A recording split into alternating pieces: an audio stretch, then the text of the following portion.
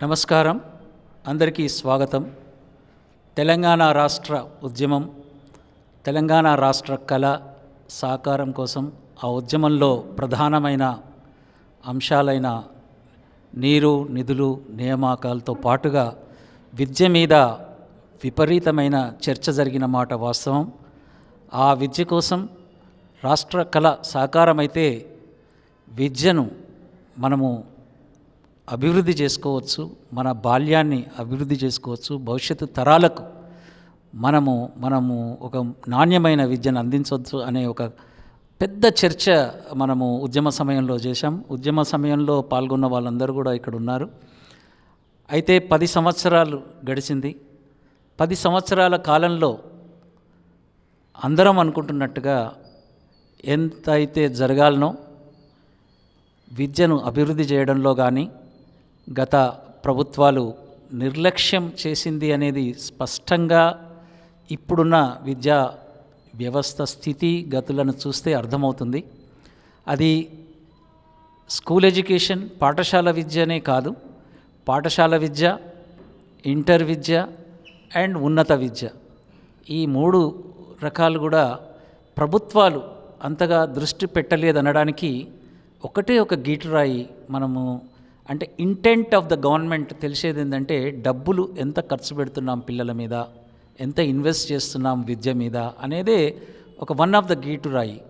ఆ గీటురాయిని కనుక చూసుకుంటే 2014లో 10% ఉన్న విద్యా బడ్జెట్ రాను రాను అది 7% పడిపోయింది. 6% కూడా ఒకసారి వచ్చింది. యాక్చువల్లీ బడ్జెట్లో మన సంపద పెరిగింది. తెలంగాణలో మన పాలకులు చెప్పినట్టుగా కానీ పర్ క్యాపిటా ఇన్కమ్ కానీ చాలా పెరిగిన మాట వాస్తవమే. కానీ విద్య మీద ఖర్చు పెట్టింది తక్కువ చేస్తూ వచ్చింది.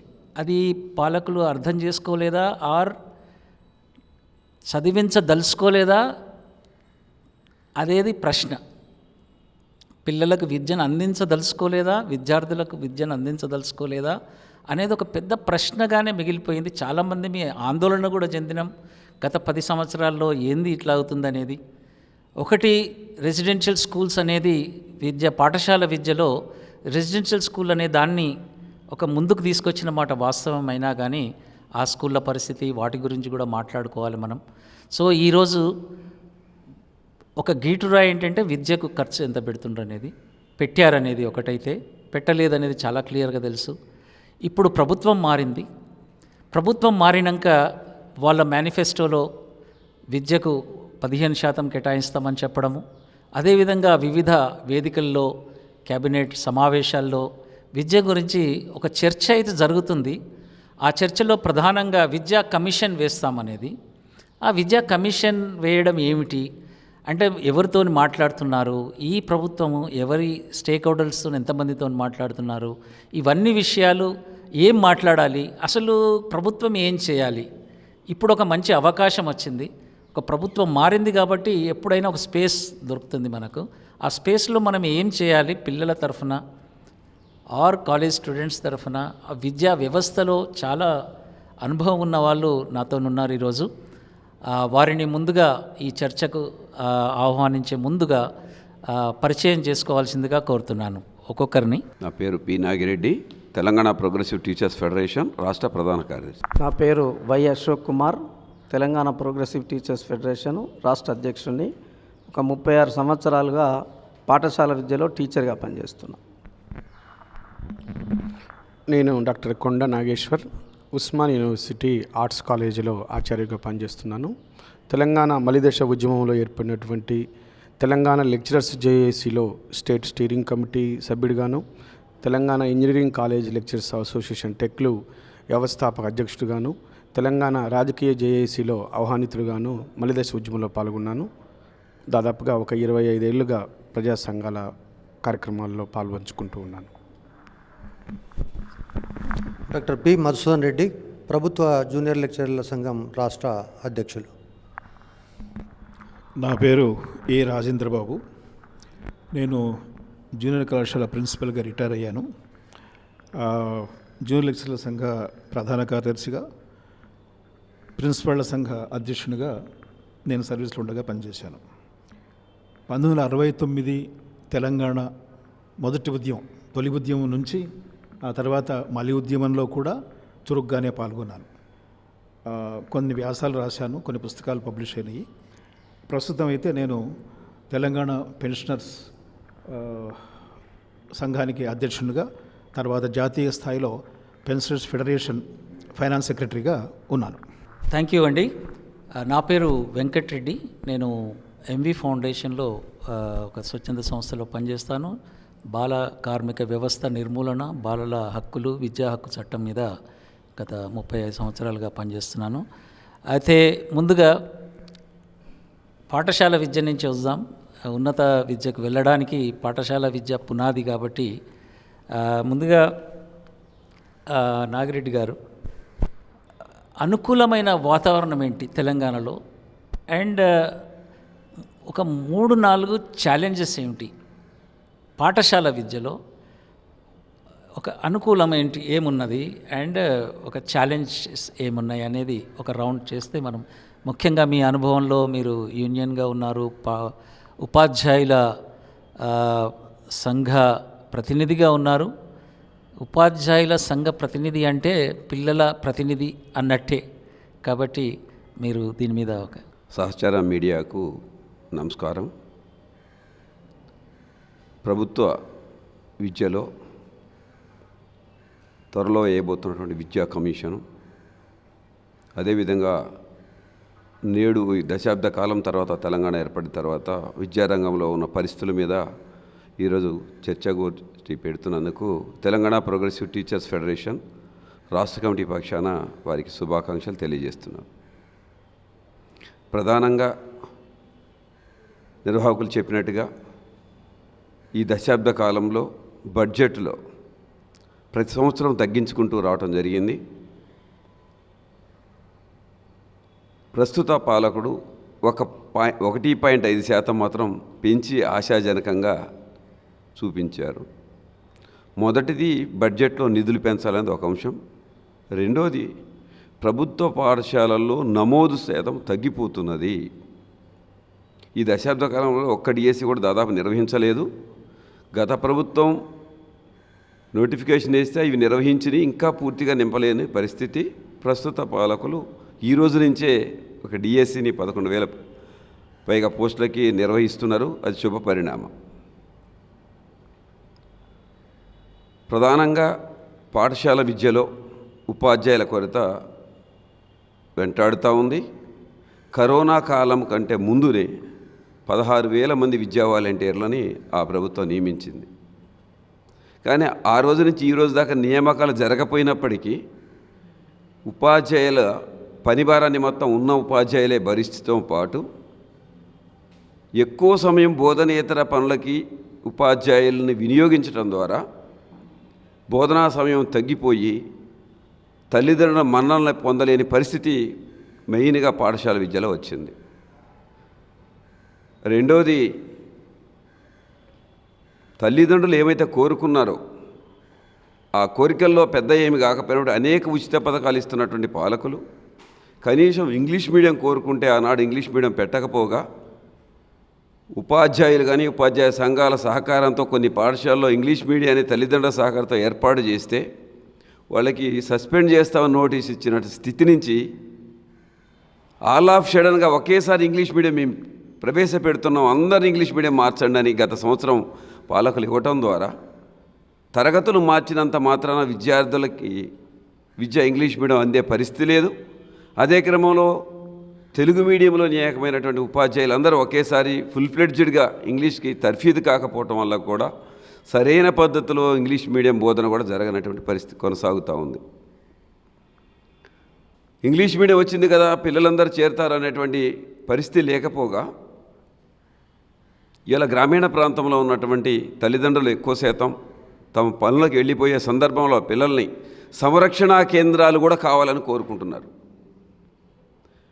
ఉపాధ్యాయులు వెళ్ళే సమయానికి వాళ్ళందరూ పనులకు వెళ్ళిపోవడం వల్ల అదే ప్రైవేటు పాఠశాలలు ఏవైతే ఉన్నాయో అవన్నీ కూడా తెల్లవారేసరికి బస్సులు వాళ్ళ ఇళ్ల ముందుకు వస్తున్న సందర్భంలో, ఆటోలు వాళ్ళ ఇళ్ల ముందుకు వస్తున్న సందర్భంలో చదువు కంటే ముఖ్యంగా రక్షణ కోరుకుంటూ వాళ్ళందరినీ ఆటోలు బస్సులకు ఎక్కించి పంపించి తిరిగి సాయంత్రం పూట వారు వచ్చే టైం దాకా కూడా పాఠశాల అయిపోయి వారు వచ్చే టైంకి చేరుకునే సమయం ఒకటి ఉంది కాబట్టి ఆ మేరకు విద్య కంటే ఎక్కువ ప్రాధాన్యత ఇచ్చి వాళ్ళని ప్రైవేట్ పాఠశాలకు పంపుతున్న పరిస్థితి ఉంది. ఆ మేరకు ఈ ప్రభుత్వాన్ని గతంలో కోరాము. ప్రీ ప్రైమరీ పాఠశాలను ప్రభుత్వ పాఠశాలకు అనుబంధంగా గతంలో సిసిఏ అని ఉండే ఎర్లీ చైల్డ్ ఎడ్యుకేషన్ సెంటర్స్ ఉండే అంగన్వాడీ రాకముందు అవన్నీ రద్దయిపోయినాయి. అంగన్వాడీలు పెట్టడం ద్వారా అంగన్వాడీలో ఉన్నటువంటి వాళ్ళందరూ కూడా ఆయా కాలనీకి సంబంధించినటువంటి మహిళా వాళ్ళు ఉంటాం కాబట్టి వెల్ క్వాలిఫైడ్ కాదు కాబట్టి అక్కడ ఉన్నటువంటి వాళ్ళు అక్కడ చేర్చకుండా ఎల్కేజీ యూకేజీ నర్సరీ ఉన్నటువంటి ప్రైవేటు పాఠశాలకు పంపడం ద్వారా తిరిగి ఆ పిల్లలు మళ్ళీ ప్రభుత్వ పాఠశాలకు రాని పరిస్థితి అయ్యి ఎన్రోల్మెంట్ తగ్గుతున్న సందర్భం ఉంది. కాబట్టి ప్రధానంగా ఏదైతే ఎర్లీ చైల్డ్ ఎడ్యుకేషన్ సెంటర్ కానివ్వండి ప్రీ ప్రైమరీ పాఠశాలని ప్రభుత్వ పాఠశాలకు అనుబంధంగా ఏర్పాటు చేయడం ద్వారా నమోదు శాతాన్ని పెంచవలసిన అవసరం ఉందని చెప్పేసి, అదేవిధంగా ఉపాధ్యాయుల కొరతని నివారించటం, ఉపాధ్యాయులకి బోధనేతర పనులను చెప్పకుండా బోధనకే సమయాన్ని కేటాయించే విధంగా చేసి తల్లిదండ్రుల మన్నలను పొందినప్పుడు మాత్రమే ప్రభుత్వ పాఠశాల మనుగడ ఉంటుంది. ప్రభుత్వ పాఠశాల మనుగడ ఉన్నప్పుడే జూనియర్ కాలేజీ ఉన్నత యూనివర్సిటీ దాకా అందుట్లో కొనసాగే పరిస్థితి ఉంటుంది. కాబట్టి ప్రభుత్వం తక్షణమే ఒకటి నిధులు పెంచడం, రెండోది ప్రాథమిక విద్య మీద ప్రత్యేకమైన దృష్టి సారించాలని కోరుతున్నాను. Okay sir, thank you very much. I think ఈ ఉపాధ్యాయుల కొరత మీద ఒక చర్చ జరగాల్సిన అవసరం ఉంది. ఆ కొరతలో పిల్లలు సంఖ్యను బట్టి టీచర్లను ఇవ్వాలా అంటే టీచర్లను ఇవ్వలేదు కాబట్టి పిల్లలు తగ్గిర్రు, మళ్ళీ పిల్లలు తగ్గిరు కాబట్టి టీచర్లను తక్కువ చేస్తుర్రు. ఇది మా అనుభవంలో చూసింది. 1:30 అనేది ఒక పెట్టారు కరెక్టే, కానీ గ్రామంలో ఉన్న పిల్లల అందరి కోసం బడి పెట్టాలా, టీచర్లను నిష్పత్తి ఉండాలా అంటే ఈ కొత్త కమిషన్ వస్తుంది కాబట్టి ఒక అవుట్ ఆఫ్ బాక్స్ థింకింగ్ ఉండాల్సిన అవసరం ఉంది. పిల్లల్ని తగ్గించింది ప్రభుత్వ పాలసీ అంటే మా అనుభవంలో జరిగింది. పిల్లలు తగ్గిండ్రు ఎందుకంటే మీరు అన్నట్టుగా ప్రభుత్వ పాలసీ తగ్గిండ్రు కాబట్టి టీచర్లను తగ్గిస్తాం అనేది. దీని మీద ఒక కొంచెం మీరు మీరు ఈ విషయం మీద అంటే యాజ్ ఎ యూనియన్గా కూడా మాట్లాడాల్సిన అవసరం ఉంది. దీని మీద ప్రభుత్వం వెచ్చించాలి డబ్బు కరెక్టే, కానీ ఒక స్కూల్ అంటే దానికి డెఫినేషనే ఎట్లా ఉండాలి అండ్ టీచర్ పీపుల్ రేషియో గ్రామంలో ఉన్న పిల్లలను బట్టి స్కూల్ పెట్టాలా, స్కూల్లో తగ్గిన పిల్లలను బట్టి టీచర్లను పెట్టాలా అనేది ఒక ప్రశ్న ప్రజల నుంచి అంటే తల్లుల నుంచి మొన్న ఒక సమావేశంలో తల్లుల నుంచి వస్తుంది. ఇది ఎట్లా అని. యా, సహచర మీడియాకు వందనాలు. ఈరోజు తెలంగాణ ప్రభుత్వము విద్యా రంగం మీద తీసుకోబోయేటువంటి ఫర్దర్ యాక్షన్ విషయంలో ఒక చర్చ నిర్వహిస్తున్నందుకు వారిని అభినందిస్తా ఉన్నాం. అయితే వెంకటరెడ్డి గారు చెప్పినట్టు తెలంగాణ విద్యారంగంలో ఇప్పటి వరకు తెలంగాణ వచ్చినప్పటి నుండి ప్రభుత్వం ఏమీ ఆలోచించలేదు, పైగా నిర్లక్ష్యం కూడా చేసింది. దీనివల్ల విద్య చాలా వరకు పేద ప్రజలకు అందకుండా పోయిన పరిస్థితి ఉంది. అయితే రెసిడెన్షియల్ స్కూళ్ళను ఒక 300 ఉన్నటువంటి దాన్ని సుమారు 1002 రెసిడెన్షియల్ స్కూళ్ళకు పెంచారు. దీంట్లో ఏమైందనంటే మొత్తం విద్యార్థుల సంఖ్యలో 7% వరకు అందులో ఒక నాణ్యమైన విద్య పొందేటువంటి అవకాశం ఈ రాష్ట్రంలో ఉన్నటువంటి విద్యార్థులకు వచ్చింది. కానీ మిగతా వాళ్ళ సంగతి ఏందనేటువంటిది ఒక ప్రశ్న ఉన్నది. అదే సందర్భంలో వెంకటరెడ్డి గారు అన్నట్టు విద్యార్థుల సంఖ్యకు అనుగుణంగా టీచర్లు ఇస్తారా లేదా టీచర్లు వస్తే విద్యార్థులు ఉంటారా అనేటువంటిది గతంలో ఉన్నటువంటి ఒక చర్చనే. కానీ ప్రభుత్వం ఏం చేస్తుందనంటే మొన్నటికి మొన్న మాకు ఒక నెల రోజులుగా బదిలీలు ట్రాన్స్ఫర్లు అయినాయి. చెప్పకుండానే 1 నుండి 10 లోపల విద్యార్థులు ఉన్న సంఖ్య దగ్గర ఒకే టీచర్ను ఉంచాలని చెప్పేసి అనాథరైజ్డ్గా ఈ టీచర్ల సంఘాలకు కానీ ఉపాధ్యాయులకు కానీ చెప్పకుండానే రేషనలైజేషన్ ప్రక్రియను చేపట్టడం జరిగింది. అంటే ఏంటి, ప్రభుత్వము తనకు తానుగా ఈ పాఠశాలను ఉపాధ్యాయుల సంఖ్యను తగ్గిస్తూ పోతూ ఉన్నది. గతంలో 2015లో జరిగింది ఏంటంటే విద్యార్థులు లేరు అనేటువంటి ఒక కారణంతో 6,000 పాఠశాలను కుదించారు. సుమారు 6,000 ఉపాధ్యాయులను కూడా డిఓ పూల్లో పెట్టేసి ఆ పోస్టులను అంతా రద్దు చేయడం జరిగింది. అట్లా గ్రామీణ ప్రాంతంలో ఉండేటువంటి విద్యార్థుల సంఖ్య లేనటువంటి చోట స్కూళ్ళన్నీ మూతపడ్డాయి. మరి ఇప్పుడు ఒక ఛాలెంజ్ ఏమిటి అని అంటే, మేము ఒక ప్రయోగం కూడా చేసాం. ఏపీటీఎఫ్గా కొన్ని జిల్లాలలో చూసింది ఏంటంటే, తాండాలలో ఉన్నటువంటి చోట విద్యార్థుల అంతా కూడా పనులకు తీసుకుపోతున్నటువంటి సందర్భంలో మా టీచర్లంతా కూడా వాళ్ళను సమీకరించి మేము మీ దగ్గరికి వచ్చి పాఠాలు చెప్తామని చెప్పేస్తే అప్పుడు వాళ్ళు పాఠాలు వినడానికి సిద్ధమై వచ్చారు. కానీ జరిగింది ఏంటంటే, మీరు ఒకరే టీచర్ ఉన్నారు, మీరు సెలవు పెట్టినట్టయితే మా పిల్లలు మళ్ళీ ఇళ్ళకి వచ్చి ఆడుతూ ఉన్నారు, కనుక ఒక్క టీచర్తో చదువు చెప్పడం సాధ్యం కాదు, కనుక మీ దగ్గరకు పంపించడం సాధ్యం కాదు, మేము రెసిడెన్షియల్ స్కూళ్ళకు పంపిస్తామని చెప్పి కొంత పిల్లలను చదివించాలనే ఒక ఆకాంక్ష ఉన్న వాళ్ళంతా కూడా రెసిడెన్షియల్ స్కూళ్ళకు పంపించింది. మేము చెప్పేది ఏంటంటే, ఆ గ్రామంలో ఉండేటువంటి విద్యార్థులందరినీ ఆ పాఠశాలలకు పంపించేటువంటి బాధ్యత ప్రభుత్వం తీసుకోవాలి. అట్లాగే విద్యార్థుల సంఖ్యకు అనుగుణంగా టీచర్లను కాకుండా ఎంతమంది విద్యార్థులు ఉన్నప్పటికీ టీచర్లను అక్కడ ఇవ్వడం ద్వారా గ్రామస్తులకు పేరెంట్స్కి ఒక నమ్మకం కలుగుతుంది. నమ్మకం కలిగినటువంటి పాఠశాల చివరిదాకా కొనసాగడానికి అవకాశం ఉంటుంది. అది ఏ మీడియం అయినా కావచ్చు, ఇంగ్లీష్ మీడియం అయినా కావచ్చు, తెలుగు మీడియం అయినా కావచ్చు. ఉపాధ్యాయులు తనకు తాను మాడిఫై చేసుకోవాల్సినటువంటి అవసరము, బాధ్యత కూడా ఉంటుంది. ఒక చిన్న కంటిన్యూయేషన్ సార్ ఇది. ఈ చిన్న స్కూళ్ళు వర్సెస్ ఒక క్లస్టర్లో పెద్ద స్కూల్ ఉండాలనే వాదన చాలా వస్తుంది, చర్చ కూడా చాలా వస్తుంది. ఈ గవర్నమెంట్లో కూడా వస్తుంది. ఒక పెద్ద స్కూల్ ఉండాలి, KG to 12 స్కూల్ ఉండాలి. అంటే చిన్న స్కూళ్ళకు వ్యాయబుల్ లేదు అనేది చాలామంది మాట్లాడుతున్నారు. అదొక డిస్కషన్ అయితే అవుతుంది. ఆ డిస్కషన్ మీద వాట్ ఈజ్ యువర్ ఒపీనియన్? ఏమంటారు దాని మీద? ఒక మంచి స్కూల్ ఉంటే బెటరా, చిన్న స్కూల్ వద్దా? ఇప్పుడు వాళ్ళు చెప్పే దాంట్లో కార్పొరేట్ స్కూల్కు ఈ స్కూల్ ఇప్పుడు పెట్టబోయేటువంటి స్కూల్కు పెద్ద తేడా ఏముండదు. ఒకే దగ్గర అందరినీ తీసుకొచ్చి పిల్లలంతా డంప్ చేయడం ద్వారా అక్కడే అన్ని వనరులను చేస్తానంటే గ్రామీణ ప్రాంతంలో ఉండేటువంటి వాళ్ళని అందరినీ తీసుకురావడం కూడా సాధ్యం కాదు. రెండోది ఏంటంటే 1 to 5th వరకు తప్పనిసరిగా ప్రతి గ్రామంలో ఆ గ్రామ జనాభాకు అవసరమైనటువంటి పాఠశాలను ఖచ్చితంగా ఉంచాల్సిందే.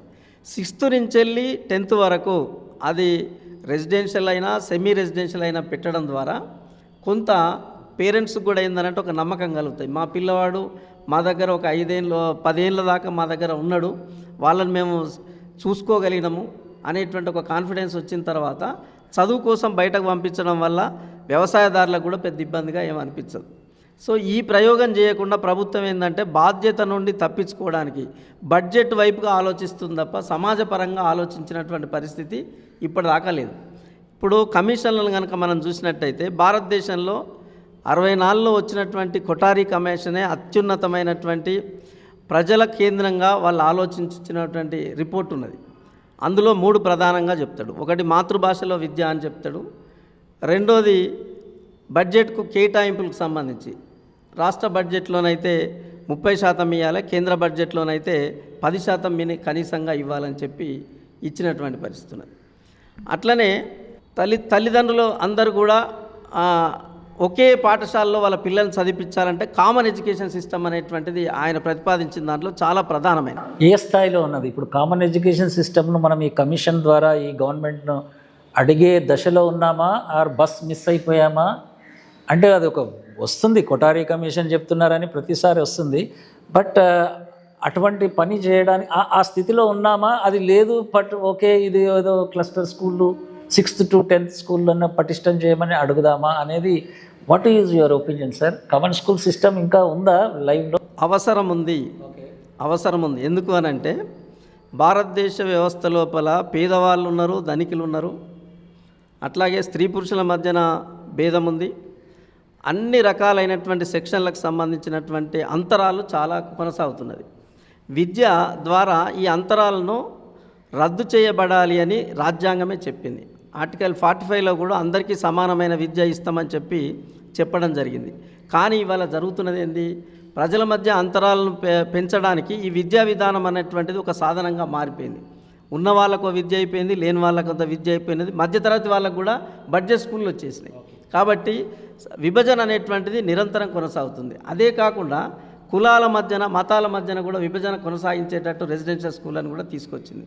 ఇది సరి అయినటువంటిది కాదు. ప్రభుత్వమే నిర్వహించాలి. మొత్తంగా టేకప్ చేయలేని పరిస్థితి ఉన్నట్టయితే ఏడైనా వాళ్ళని టేకప్ చేసుకొని ఏడైనా ఇవ్వడం ద్వారా పాఠశాలను తనే నిర్వహించాలనేటువంటిది ఒక పద్ధతి. రెండోది ఏంటంటే ప్రభుత్వ విద్యను వాళ్ళు బలహీనపరచడానికి చాలా రకాలైనటువంటి ప్రయోగాలు గత సంవత్సరాల్లో నడిచింది. ఒక రెసిడెన్షియల్ స్కూల్ను కానీ ఒక ప్రైవేట్ స్కూల్ను కానీ వాళ్ళకి రికగ్నేషన్ ఇవ్వాలంటే కనీస ప్రమాణాలు ఉంటాయి. ఆ ప్రమాణాలను పాటించకుండానే ప్రభుత్వ బడి ఉన్న చోటనే, ప్రభుత్వ కాలేజ్ ఉన్న చోటనే ప్రైవేట్ వాళ్లకు రికగ్నేషన్ ఇస్తూ ఉన్నారు. అంటే రూల్స్ ఉన్నప్పటికీ ఆ రూల్స్ను పాటించేటువంటి చిత్తశుద్ధి ప్రభుత్వంలో లేదు. ఇన్స్పెక్షన్ అనేటువంటి సరి అయినటువంటి పద్ధతిలో లేదు. ఓకే, ఇది ప్రధానమైనటువంటిది లోపము. దీనివల్లనే మరి ప్రభుత్వ విద్య అనేటువంటిది కుంచుకుపోతూ ఉన్నది. ఇది ప్రభుత్వం చేస్తున్నటువంటి పాలసీలో వచ్చినటువంటి లోపము. దీన్ని సరిచేయడానికి తప్పనిసరిగా ప్రజల కేంద్రంగా మన అవసరాలకు అనుగుణంగా విద్యా విధానం అనేటువంటిది మారాలి. స్వాతంత్ర ఉద్యమంలో విద్యకు సంబంధించి ఒక యాస్పిరేషన్ ఉండేది, ఆకాంక్ష ఉండేది ప్రజలకు. కానీ ఆ రోజు కూడా మన అవసరాలకు అనుగుణంగా విద్యా విధానం రూపొందించబడలేదు. ఇవాళ తెలంగాణ ఉద్యమంలో అందరూ పార్టిసిపేట్ చేశారు, తెలంగాణను సాధించుకున్నాం. మన అవసరాలకు అనుగుణంగా ఈ 10 సంవత్సరాల్లో విద్యా విధానం రూపొందించబడలేదు. ఈ ప్రభుత్వం నుండి ఆశిస్తూ ఉన్నారు, మేము తెలంగాణ కళలను సాకారం చేస్తామని చెప్పి పదే పదే ప్రకటించి అందరినీ నమ్మించి మరి అధికారంలోకి వచ్చినటువంటి సందర్భంలో ఈ ప్రభుత్వం మీద ఆశలు అయితే పెట్టుకున్నారు. వమ్ము చేయకుండా ఒక మంచి విద్యా విధానం మన అవసరాలకు అనుగుణంగా రూపొందించుకోవాల్సినటువంటి అవసరం ఉంది. ఇది థ్యాంక్ యూ వెరీ మచ్. అంటే ఈ గ్యాప్స్ అయితే చాలా బయటకు వస్తున్నాయి. థింక్ ఈ ప్రభుత్వము ఒక సమావేశం స్టేక్ హోల్డర్స్తోని చీఫ్ మినిస్టర్ స్థాయిలో స్కూల్ ఎడ్యుకేషన్ మీద ఒక సమావేశం ఏర్పాటు చేసి కోపాలు ఉంటాయి, జరుగుతలేదనేది వస్తుంది. వినడానికి యాక్చువల్లీ వినడము అనేది డెమోక్రసీలో ఒక పద్ధతి సివిల్ సొసైటీస్ నుంచి. కాబట్టి ఈ కమిషన్ వేసే ముందు కానీ కమిషన్ ఏం పనిచేస్తుంది, విద్యా కమిషన్ ఎటువంటి విధి విధానాలు పాటిస్తారు అండ్ ఎంత డబ్బు కావాలి దీనికి, ఈ విషయాల మీద చర్చ చేయడానికి మాత్రం స్కూల్ ఎడ్యుకేషన్లో ఉన్న ఇది చిన్న ఏమంటారు దీన్ని డొంక కదిలింది, అంతేగాని ఇంకా చాలా ఉంది ఇష్యూస్. ముఖ్యంగా ఇంకొక పెద్ద సంక్షోభమైన వ్యవస్థ ఇంటర్మీడియట్. ఇది దేశంలో లేని వ్యవస్థ. ఇది అన్ని రాష్ట్రాల్లో సీనియర్ సెకండరీ స్కూల్స్ ఉన్నాయి. అండ్ ఈ ఇంటర్మీడియట్ వ్యవస్థ మీద పెద్ద చర్చ ఉంది. ఈ చర్చలో ప్రైవేట్ స్కూల్ ఎడ్యుకేషన్లో ప్రైవేట్ రంగం ఎట్లయితే ప్రవేశించిందో, ఇది ముఖ్యంగా ప్రజల నుంచి విద్య కోసం వచ్చే డిమాండ్ను ప్రభుత్వాలు గమనించని తనంతో ప్రైవేట్ వస్తుంది. ఎప్పుడైనా ప్రైవేట్ డెఫినెట్గా వస్తుంది ఆ డిమాండ్ తట్టుకోవడానికి, డిమాండ్ను అర్థం చేసుకోవడానికి. బట్ మన రాష్ట్రంలో, తెలంగాణలో లేదా అంతకుముందు రాష్ట్రంలో ఇంటర్మీడియట్ విద్య మీద చాలా కాలంగా పనిచేస్తున్నారు. దాంట్లో ఉన్న ఛాలెంజెస్ ఏంటి, ఈ ప్రభుత్వం ఏం చేస్తే బెటర్ ఇమీడియట్గా. అందులో ఒకటి నా స్పెసిఫిక్ ప్రశ్న మధుసూదన్ రెడ్డి గారు, ఒక చర్చ జరుగుతుంది ఏంటంటే హై స్కూల్స్లో 9, 10, 11, 12 అనేది ఉంటే యాక్సెస్ ఉంటుంది, ప్రైవేటు విద్యను అరికట్టవచ్చు. ప్రజల మీద పడే భారం, యాక్చువల్లీ ప్రజల మీద ఆర్థిక భారం, ఇంటర్మీడియట్లో వస్తున్న భారం, వేల ఫీజులు కడుతున్నారు. కాబట్టి ఆ భారాన్ని తగ్గించవచ్చు అనేది ఒక ఐడియా ఉంది. దాని మీద కూడా మీరు ఈ 2 విషయాలు ఇంటర్ ప్రస్తుత పరిస్థితి ఏమిటి అండ్ ఈ 9, 10, 11, 12 అనే ఒక ముందుకు వస్తుంది, అది ప్రతిసారి వస్తుంది, యాక్సెస్ ఉంటుంది, హై స్కూల్స్ అన్ని కనుక అటాచ్ చేస్తే అనేది ఒక చర్చ ఉంది. దాని మీద మీ అభిప్రాయం ఏంటి? ఈ ఒక ఉన్నతమైనటువంటి ఏ వ్యవస్థకైనా అవసరమైనటువంటి విద్యారంగం పైన చర్చకు అవకాశం కల్పించిన సహచర మీడియా మిత్రులకు ధన్యవాదాలు తెలుపుతూ, తెలంగాణ ఉద్యమ సమయం నుంచి కూడా తెలంగాణ వస్తే మన విద్య వస్తుంది, కార్పొరేటు విద్యా వ్యవస్థలన్నీ కూడా పొలిమేరలు దాటిపోతాయి, గతంలో ఉన్నటువంటి విద్యా వ్యవస్థ ఉన్నతంగా తీర్చిదిద్దబడుతుంది అనేటటువంటిది ఒక చర్చ జరిగిన మాట వాస్తవం.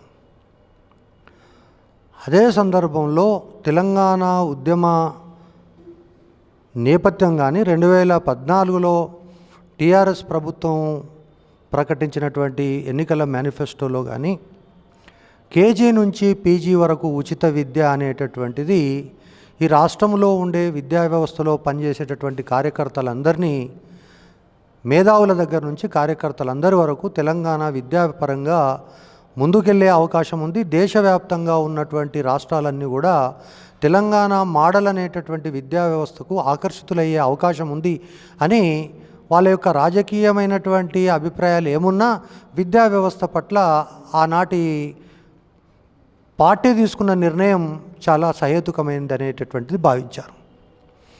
కానీ ఆచరణలోకి వచ్చే వరకు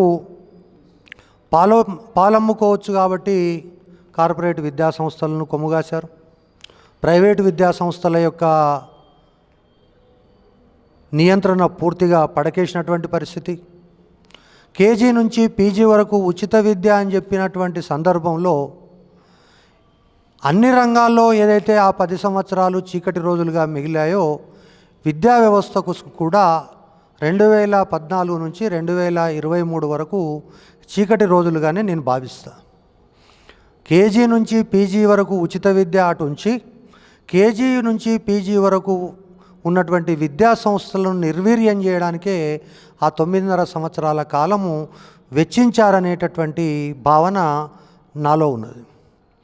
ఒకటి, సమాజంలో ఉన్న వాళ్ళు అందరూ చదువుకుంటే మరి వ్యవసాయ పనులు చేసే వాళ్ళు ఎవరు, మన పశువులను కాసేది ఎవరు, కాబట్టి కొన్ని కులాలకే విద్య ఉండాలి, కొంతమందికి విద్య ఉండకూడదు అనేటటువంటి ఈ యొక్క భూస్వామ్య పోకడలు ఏవైతే ఉన్నాయో, బూర్జువా పోకడలు ఏవైతే ఉన్నాయో అవే ఈ 10 సంవత్సరాల కాలంలో పాలకులు అనుసరించిండు అనేటటువంటి దానిలో నాకు 1% కూడా సందేహం లేదు. బీఈడీ ఎంట్రన్స్ పెడితే నిరుద్యోగ టీచర్లు అవుతారు కాబట్టి అసలు బీఈడీ పెట్టకుంటే అయిపోతుంది అనేటటువంటి పద్ధతి. ఎక్కడో కేంద్ర ప్రభుత్వ చట్టంలో 1:30 ఉంది కాబట్టి మన దగ్గర ఇంకా 1:23 ఉంది కాబట్టి పాఠశాలలన్నింటినీ కూడా ఒక విషవలయంలోకి నెట్టి ఆ విధంగా పాఠశాల విద్యను పూర్తిగా భ్రష్టు పట్టించినటువంటి విషయం ఒకవైపు. 10% ఉన్నటువంటి బడ్జెట్ను 6%కి తీసుకొచ్చినటువంటి ఘనత మాత్రం ఆ 10 సంవత్సరాలు జరిగింది. కార్పొరేట్ విద్యా సంస్థలను పెంచి పోషించి ఇంటర్మీడియట్ విద్యను నిర్వీర్యం చేసినటువంటి ఘనత గత ప్రభుత్వానికి. గతంలో ఉండేటటువంటి నేషనల్ నాలెడ్జ్ కమిషన్ యొక్క సిఫారసుల మేరకు ప్రతి జిల్లాకు ఒక యూనివర్సిటీ ఉండాలనేటటువంటి లక్ష్యంతో 2010 ప్రాంతంలో ప్రారంభించినటువంటి యూనివర్సిటీలు ఏవైతే తెలంగాణలో వచ్చినాయో, అది పాలమూరు కావచ్చు, శాతవాహన కావచ్చు, లేక తెలంగాణ కావచ్చు, ఆ యూనివర్సిటీలన్నీ కూడా ఆ రోజు ఏ విధంగా అయితే మొక్కలు నాటినటువంటి పరిస్థితి ఉందో ఈ యొక్క దానికి చుక్క నీరు వచ్చినటువంటి పాపన గత ప్రభుత్వం పోకపోగా వాటి మీద అవాకులు చెవాకులు పేలడమే కాకుండా యూనివర్సిటీలు అంటే ఉద్యమ కేంద్రాలు కాబట్టి ఆ యూనివర్సిటీల యొక్క స్థానంలో డబుల్ బెడ్రూమ్ ఇళ్ళు కడితే బాగుంటుందని ఆలోచించినటువంటి గొప్ప మేధావులు గత 10 సంవత్సరాల విద్యను పాడు చేసినటువంటి పరిస్థితిని ఈ సందర్భంగా నేను మనవి చేస్తా ఉన్నా. కాబట్టి ఇక్కడికైనా ఈ యొక్క పరిస్థితి కనుక చూస్తే రేపు సరే స్వయం పాలన లేదా స్వయం పాలన పేరు మీద విద్యా వ్యవస్థలో వచ్చినటువంటి విషయాలు ఏవైతే ఉన్నాయో వాటిని దాటి ఈరోజు మనం ప్రజాపాలనకు వచ్చినాం కాబట్టి ప్రజాపాలనలో కూడా విద్యా వ్యవస్థ పైన ప్రజలలో ఆకాంక్షలు కానీ ఆశయాలు కానీ చాలా ఎక్కువ ఉన్నాయి. కాబట్టి దాన్ని దృష్టిలో పెట్టుకొని ఖచ్చితంగా ఈ ప్రభుత్వం విద్య విషయం లోపల కొంచెం ముందడుగు వేస్తుంది, ప్రజల యొక్క ఆకాంక్షలు, విద్యా వ్యవస్థలో పనిచేస్తున్నటువంటి కార్యకర్తల యొక్క ఆకాంక్షలు, సమాజం యొక్క ఆకాంక్షలు, రేపు రాబోయేటటువంటి సమాజానికి అవసరమైనటువంటి నిపుణులను తయారు చేసేటటువంటి విధంగా విద్యా వ్యవస్థ ఉంటుందనేటటువంటి ఒక భావన కలిగించే విధంగా ఈ ప్రభుత్వం వ్యవహరిస్తుందనేటటువంటి ఆశాభావంతో ఉన్నప్పటికీ గత 6 నెలలుగా విద్యా వ్యవస్థ పైన పెద్ద చర్చ జరగలేదనేటటువంటిదే నా యొక్క అభిప్రాయం. ఆ 6 నెలలకు సంబంధించి నేను నెక్స్ట్ రౌండ్లో మాట్లాడే ప్రయత్నం చేస్తా. చివరిగా మీరు చెప్పినట్టుగా ఈరోజు నేషనల్ జాతీయ విద్యా విధానంలో కూడా ఈ యొక్క 1+, ఏదైతే కొఠారి కమిషన్ ఏదైతే ఉందో 10+2+3 విద్యా విధానం స్థానం లోపల ఒక నూతన విద్యా విధానాన్ని తీసుకొని వచ్చి 4 అంచెల విద్యా విధానాన్ని తీసుకొని వచ్చి ఈ విధంగా ఈ యొక్క ఉన్నత విద్య అనేటటువంటిది ఏదైతే 8, 9, 10, 11, 4 సంవత్సరాలు ఒక చట్రం కింద ఉండాలనేటటువంటి పద్ధతి కానీ లేదా దాన్ని ఇంకో పద్ధతుల్లో ఆలోచించినటువంటి నేపథ్యంలో మీరు చెప్పినట్టుగా డ్రాప్అవుట్స్ తగ్గడానికి కానీ లేదా అదే ప్రాంగణంలో 12th వరకు ఉంటే దానివల్ల వచ్చేటటువంటి ఫలితాలు కానీ విద్యా వ్యవస్థ యొక్క రూపాన్ని మార్చడానికి ఉపయోగపడుతుందనేటటువంటి చర్చ సమాజంలో జరుగుతున్నటువంటి మాట వాస్తవం. కానీ ఆ చర్చ సందర్భంగా నాకు సంబంధించినటువంటి 2-3 విషయాల్ని, ఆ చర్చలో భాగం కానటువంటి విషయాల్ని 2 ప్రస్తావించదలిచాం. ఈ 10+2 విద్యా విధానం అనేది కొఠారి కమిషన్ సిఫారసుల మేరకే 10+2 విద్యా విధానం వచ్చింది. 10+2 విద్యా విధానాన్ని మొట్టమొదట అమలుపరిచింది ఈ యొక్క ఉన్న ఆంధ్రప్రదేశ్ రాష్ట్రం కానీ, కేరళ రాష్ట్రం కానీ, లేదా ప్రస్తుతం కర్ణాటక లేకపోతే ఉత్తరప్రదేశ్, ఇటువంటి కొన్ని రాష్ట్రాలు 10+2 విద్యా విధానాన్ని అమలుపరుస్తున్నాయి. దానికి పివి నరసింహారావు గారు ఈ రాష్ట్రంలో +2 విద్యా విధానాన్ని ప్రవేశపెట్టినటువంటి అంశం మనం చూసినాం. అదే సందర్భంలో ఆయన రెసిడెన్షియల్ జూనియర్ కాలేజీలు కూడా ప్రారంభించాడు. కానీ ఇక్కడ వచ్చినటువంటి విషయం ఏంటంటే ఈ యొక్క చర్చలో భాగస్వాములు అవుతున్నటువంటి వాళ్ళు కానీ లేదా న్యూ ఎడ్యుకేషన్ పాలసీని పూర్తిగా చదవకుండా మాట్లాడేటటువంటి వాళ్ళు కానీ ఈ న్యూ ఎడ్యుకేషన్ పాలసీలో చెప్పినటువంటి విషయం ఏంటంటే కరికులం పరంగా మాత్రమే ఆ యొక్క బైఫర్కేషన్ చేశారు తప్ప ఫిజికల్గా స్కూళ్ళు అంటే ఇట్లా ఉండాలి, నర్సరీ స్కూల్ అనేటటువంటిది ఖచ్చితంగా ప్రైమరీ స్కూల్ని విడదీసి 5 సంవత్సరాలు నర్సరీ, అదేవిధంగా ఈ యొక్క అంగన్వాడీలో పెట్టాలనేటటువంటిది ఎక్కడ చెప్పలేదు. దానికి సంబంధించిన చర్చ లేదు. ఈరోజు నేను ఎందుకు చెప్తున్నా ఈ విషయం అంటే, మేము విద్యా వ్యవస్థలో చేరినప్పుడు మాకు ఫిజికల్ సైన్స్ అని చెప్పి ఒక టీచర్ ఉండేవాడు. అంటే ఆయన ఫిజిక్స్ చెప్పేవాడు, కెమిస్ట్రీ చెప్పేవాడు. బయాలజికల్ సైన్స్ లెక్చరర్ ఉన్నాడు, బాటనీ చెప్పేవాడు, జువాలజీ చెప్పేవాడు. కానీ ఈరోజు మారినటువంటి పరిస్థితుల నేపథ్యంలో విద్యా వ్యవస్థ లోపల ఈరోజు ఫిజికల్ కెమిస్ట్రీ చెప్పినటువంటి ఆయన ఆర్గానిక్ కెమిస్ట్రీ చెప్పలేకపోతున్నాడు, ఆర్గానిక్ కెమిస్ట్రీ చెప్పిన ఆయన ఇన్ఆర్గానిక్ కెమిస్ట్రీ చెప్పలేకపోతున్నాడు. కాబట్టి 9th క్లాస్లో పాఠం బోధించేటటువంటి పోస్ట్ గ్రాడ్యుయేట్ టీచర్ ఎవరైతే ఉన్నారో ఆ టీచరు ఈరోజు ఎంసెట్కు కానీ, ఐఐటికి కానీ, నీట్కి కానీ శిక్షణ ఇచ్చేటటువంటి శక్తి సామర్థ్యాలు కలిగి ఉండడు. ఉదాహరణకి ఈరోజు రాష్ట్రంలో ఉండేటటువంటి మీరు ఏవైతే ఈ యొక్క స్కూల్స్ ఉన్నాయో, ఉదాహరణకు ఢిల్లీ పబ్లిక్ స్కూల్ కావచ్చు, లేదా జూబ్లీ హిల్స్ పబ్లిక్ స్కూల్ కావచ్చు, 10వ తరగతిలో 8, 9, 10 సెక్షన్లు ఉంటున్నాయి. కానీ ఇంటర్మీడియట్కి వచ్చే వరకల్లా 2 సెక్షన్లను కూడా వాళ్ళు నిలుపుకోలేకపోతున్నారు.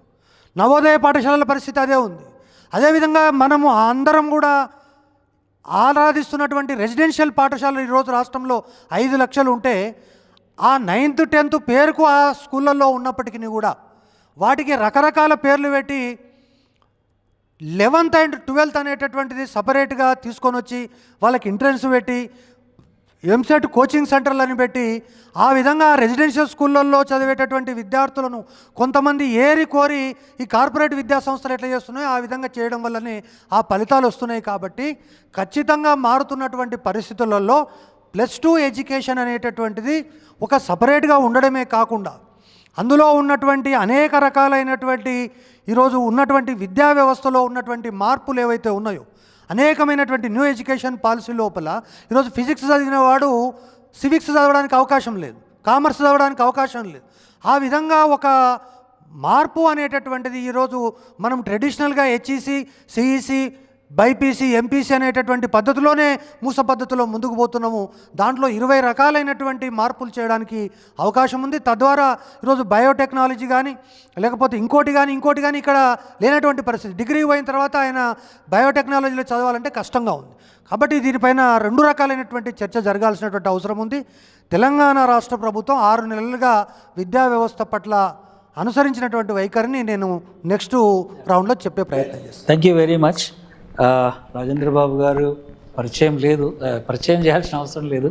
కానీ సార్ కాన్స్టిట్యూషనల్ వాల్యూస్లో సోషల్ జస్టిస్, ఈక్విటీ, ఈక్వాలిటీ ఇన్ని పెట్టుకున్నాం మనము. ఇంతకాలం 75 ఏళ్ళు అయిపోయింది. ఆ యాంగిల్ నుంచి చూసినట్టయితే స్టేట్ ఈ వర్గాలకు ఆ సమానత్వం ఇచ్చే కన్నా ఎక్కువ అసమానత్వం ఎక్కువ చేసిందా? అండ్ దీనికి పరిష్కారం ఏమిటి? ఎటువంటి రాడికల్ ఆలోచనలు చేస్తే better? And specifically intermediate Vidya sir మాట్లాడారు. 70% స్టూడెంట్స్ ఫీజులు కడుతున్నారు, డబ్బు వెచ్చిస్తున్నారు, వాటి మీద నియంత్రణ కానీ. దానికన్నా ముందు మీరు ఈ విషయం మీద కొంచెం దృష్టి వేస్తే, అంటే సామాజికవేత్తగా మీరు చాలా వ్యాసాలు రాశారు, చాలా సమాజంలో చాలా చూశారు. ఎటువంటి అసమానతలు యాక్చువల్లీ ఎంత అసమానతలకు గురి చేస్తుంది అనేది ఒకసారి మీరు. సమాజం పట్ల ఆర్తి కలిగినటువంటి వ్యక్తిగా సమాజం పట్ల జరుగుతున్న దుర్ఘటనలు, వీటికి నా మనసంతా కూడా కుంచుకుపోతూ ఉంది. ఆ భావంతో, ఆ ఫీలింగ్తోనే నేను ఒక 2 నిమిషాలు మాట్లాడతాను. సరే, మొదట వెంకటరెడ్డి గారు అన్నారు డొంక కదిలించారని. చర్చకు ప్రారంభం చేసినటువంటి డొంక కదిలించినటువంటి మిత్రులకు అభినందనలు. అట్లాగే ప్రారంభంలో మాట్లాడుతూ మోడరేటర్ వెంకటరెడ్డి గారు మాట్లాడుతూ ప్రభుత్వం మారినప్పుడు చర్చకు అవకాశం ఉంటుంది అని అన్నారు. నిజంగా అది చాలా దురదృష్టకరం. అంటే అది వాస్తవం, అది కానీ దురదృష్టకరమైనటువంటి సందర్భం. అంటే అసలు విద్యారంగం మీద ఎప్పుడు చర్చ జరుగుతూ ఉండాలి. విద్యారంగం గురించి ఎప్పుడు ఎందుకంటే విద్యారంగం అనేది చాలా ముఖ్యమైనటువంటి రంగం కాబట్టి, అందరూ కూడా ఆ విద్యారంగంలోంచి ఉద్భవించిన వాళ్ళు కాబట్టి విద్యారంగం మీద ఎప్పుడు చర్చ జరుగుతూ ఉండాలి. దానికి ఇప్పుడు ప్రభుత్వం మారింది కాబట్టి, ప్రభుత్వం విద్యా కమిషన్ అంటూ ఒకటి పెడతాము అనేటువంటి ఆలోచన చెప్పింది కాబట్టి మాత్రమే మనం చర్చించుకోవడం అనేటువంటిది కొంచెం బాధాకరమైనప్పటికీ ఈ చర్చ కొనసాగుతూ ఉండాలి ఎప్పుడు కూడా. విద్యా కమిషన్ అనేటువంటిది పెడతాము అనేటువంటిది చాలా మంచి గొప్ప ఆలోచన, అది దానికి స్వాగతించాలి ఆ ఆలోచన మనం. పోతే రెండోది ఏంటంటే, ఇంకా వారు మాట్లాడుతూ ఇంటర్మీడియట్ ఎడ్యుకేషన్లో ప్రైవేటైజేషన్ గురించి మాట్లాడారు. దానికి ఇంటర్మీడియట్ విద్య మొత్తం ప్రైవేటైజ్ అయిపోయింది కాబట్టి ఇంటర్మీడియట్ ఎడ్యుకేషన్లో ఇప్పుడు ప్రభుత్వం ముందుకు వచ్చి ప్రైవేటైజేషన్ను నిర్మూలించాలి అనడం పెద్ద అత్యాశన ఉద్యమం, పెద్ద దురాశన ఉద్యమం అది. కానీ నేను ప్రపోజ్ చేసేది ఏమిటంటే, కనీసం పాఠశాల విద్య నుంచి ప్రారంభం చేయండి. పాఠశాల విద్యలో మీరు ప్రైవేటైజేషన్ ఎలిమినేట్ చేయండి పూర్తిగా, 10వ తరగతి వరకు చేయండి, ఆ తర్వాత ఆలోచిద్దాం. కానీ ఎందుకంటే అది ఇప్పుడు మొత్తం కూడా ప్రైవేటు వ్యక్తుల, కార్పొరేట్ వ్యక్తుల చేతుల్లోనే మిగిలిపోతుంది ఇంటర్మీడియట్ వ్యవస్థ. అది కాదు నిజానికి పాఠశాల విద్య గురించి. సరే, మిత్రులు అందులో ఉన్నటువంటి ప్రాక్టికల్ ప్రాబ్లమ్స్ చెప్పారు. కానీ నా ప్రాబ్లం ఏమిటంటే, మామూలుగా విద్యకు 2 ఉంటాయి లక్ష్యాలు. ఒకటేమో జీవనోపాధి, అంటే ఒక డిగ్రీ సంపాదించాలి, ఉద్యోగం సంపాదించాలి. రెండవది సమాజంలో మంచి మనుషులుగా ఎదగాలి. సమాజంలో మనుషులుగా ఎదగాలి కదా. కానీ ఇప్పుడు చూస్తే ఎట్లా ఉంది, నిన్నగాక మొన్న ఒక 9 ఏళ్ల బాలిక స్కూల్ చదువుతూ ఉండి ఆ అమ్మాయి పార్కులో తిరుగుతూ ఉంటే ఇద్దరు 9వ తరగతి 10వ తరగతి చదువుతున్న విద్యార్థులు ఆ అమ్మాయిని పట్టుకొని రేప్ చేసి పార్కులో చంపేసి ఇంట్లో పోయి చెప్పారు. వాళ్ళ తల్లిదండ్రులు వాళ్ళని ఏమనకుండా ఆ అమ్మాయి శవాన్ని మూట కట్టేసేసి పోయి నదిలో పడేసేసారు. ఇది ఎక్కడో జరగలేదు, మన పక్క రాష్ట్రంలోనే. 10 ఏళ్ల వరకు మనం కలిసి ఉన్నటువంటి ఆంధ్రప్రదేశ్ నందికోట్కూరు దగ్గర జరిగినటువంటి దుర్ఘటన ఇది. ఏం నేర్పిస్తున్నాం మనం పిల్లలకు? మానవ విలువలు ఎక్కడ పోతున్నాయి? ఇంకోరేమో సహజీవనం గడుపుతున్నారు. ఆ తర్వాత వాడు ఆ అమ్మాయిని కోసి ఫ్రిడ్జ్లో పెట్టి కొంతకాలం అట్లాగే హ్యాపీగా జీవిస్తున్నాడు. అంటే రోజు పత్రికలు చూస్తే మానవీయులు, మనిషి అనేవాడు మాయమైపోతున్నాడు. దానికి విద్యారంగం ఎంతవరకు బాధ్యత అనేటువంటిది నేను ప్రశ్నిస్తున్నాను. విద్యారంగం బాధ్యత ఏమిటి? మనిషిగా తయారు కావాలి కదా. సరే, ఇంకోటి కూడా ఈ మధ్య టీవీలో చూసా, మన వెంకటరెడ్డి గారు లెర్నింగ్ లెవెల్స్ గురించి, లెర్నింగ్ క్రైసిస్ గురించి చాలా వ్యాసాలు రాశారు, చాలాసార్లు చెప్పారు. నేను టీచింగ్ క్రైసిస్ గురించి కూడా మాట్లాడుతూ ఉన్నాను. మొన్న నిజామాబాద్ జిల్లాలో ఒక స్కూల్ విద్యార్థులు వెళ్ళి, మాకు తెలుగు పాఠాలు అర్థం కావట్లేదు, మా తెలుగు సార్ను మార్చండి, తెలుగు సార్ ఏం మాట్లాడాలని వాళ్ళు మొదలు హెడ్ మాస్టర్కి చెప్పారు, హెడ్ మాస్టర్ వినలేదు, తర్వాత డిఈఓకి చెప్పారు, డిఈఓ వినలేదు, చివరి కలెక్టర్కి చెప్పారు. ఏం జరుగుతుంది విద్యా వ్యవస్థలో? దీన్ని ఎట్లా విద్యా కమిషన్ అంటూ పెడితే నిజంగా గొప్ప ఆలోచన. రేవంత్ రెడ్డి గారిని, ముఖ్యమంత్రి గారిని, తర్వాత మంత్రివర్గాన్ని అభినందించాల్సిందే. మీరు వీటి మీద దృష్టి పెట్టండి, వీటి మీద దృష్టి పెట్టాలి తప్పనిసరిగా. ఇప్పుడు మనకు దేశంలో, సరే రాష్ట్రంలో అయితే ఇంతవరకు విద్యా కమిషన్ రాలే, ఇప్పటి నుంచి రాలేదు. అంటే అటు ఉమ్మడి రాష్ట్రం రాలేదు, తెలంగాణ ప్రత్యేక రాష్ట్రం రాలేదు, కానీ దేశం మొత్తం మీద మాత్రం మంచి మంచి కమిషన్స్ వచ్చాయి. మొదలు సర్వేపల్లి రాధాకృష్ణ గారి నాయకత్వంలో చైర్మన్గా రాధాకృష్ణ కమిషన్ వచ్చింది, ఆ తర్వాత మొదలియార్ కమిషన్ వచ్చింది, తర్వాత అతి గొప్పగా ఉన్నటువంటి కొఠారి కమిషన్ వచ్చింది, నాలెడ్జ్ కమిషన్ వచ్చింది, చాలా కమిషన్స్ వచ్చాయి. కానీ నేను ఒకటి ఏమిటి చెప్తున్నానంటే, ప్రతి కమిషన్కి కానీ ఒక ఎక్స్పైరీ డేట్ ఉంటుంది. రాధాకృష్ణ కమిషన్ చెప్పినటువంటి విషయాలు ఇప్పుడు ఈ సమాజానికి పనికిరావు, అది అప్పుడు ఆ సమాజంలో చాలా గొప్పదే. కానీ కొఠారి కమిషన్కి మాత్రం దానికి ఎక్స్పైరీ డేటు ఇంకా ఒక శతాబ్దం ఉంటుంది, ఇంకా ఒక 100 ఏళ్ల వరకు కూడా కొఠారి కమిషన్ చెప్పినటువంటి విషయాల గురించి మనము చాలా ఒక పాఠంగా తీసుకోవచ్చు. అయితే ఈ కమిషన్ ఏర్పాటు చేస్తే ముఖ్యమంత్రి గారు నా యొక్క సలహా ఏమిటంటే, మీరు దాన్ని ఒక పొలిటికల్ అపాయింట్మెంట్స్గా, రీహాబిలిటేషన్ సెంటర్గా వాడుకోవద్దండి. నేను గత ప్రభుత్వంలో అన్నమాట ఒక కమిటీ ఏర్పాటు చేశారు. ఎందుకోసం ఆ కమిటీ అంటే, స్కూల్లో, ప్రైవేట్ స్కూల్స్లో ఫీజులు ఎట్లా నియంత్రించాలి అనేది ఒక కమిటీ. ఆ కమిటీ వేస్తే అప్పుడు అది మేనేజ్మెంట్స్ అసోసియేషన్ ప్రెసిడెంటు నా మిత్రుడు, ఒకసారి ఆయన దగ్గరికి వెళ్ళారు. అప్పుడే నేను పేరు చెప్పాను, అప్పటి విద్యాశాఖ మంత్రి గారు ఆయనకు ఫోన్ చేశాడు, ఏమైంది మీ రిపోర్ట్, ఆ రిపోర్ట్ ఏమైంది అన్నాడు.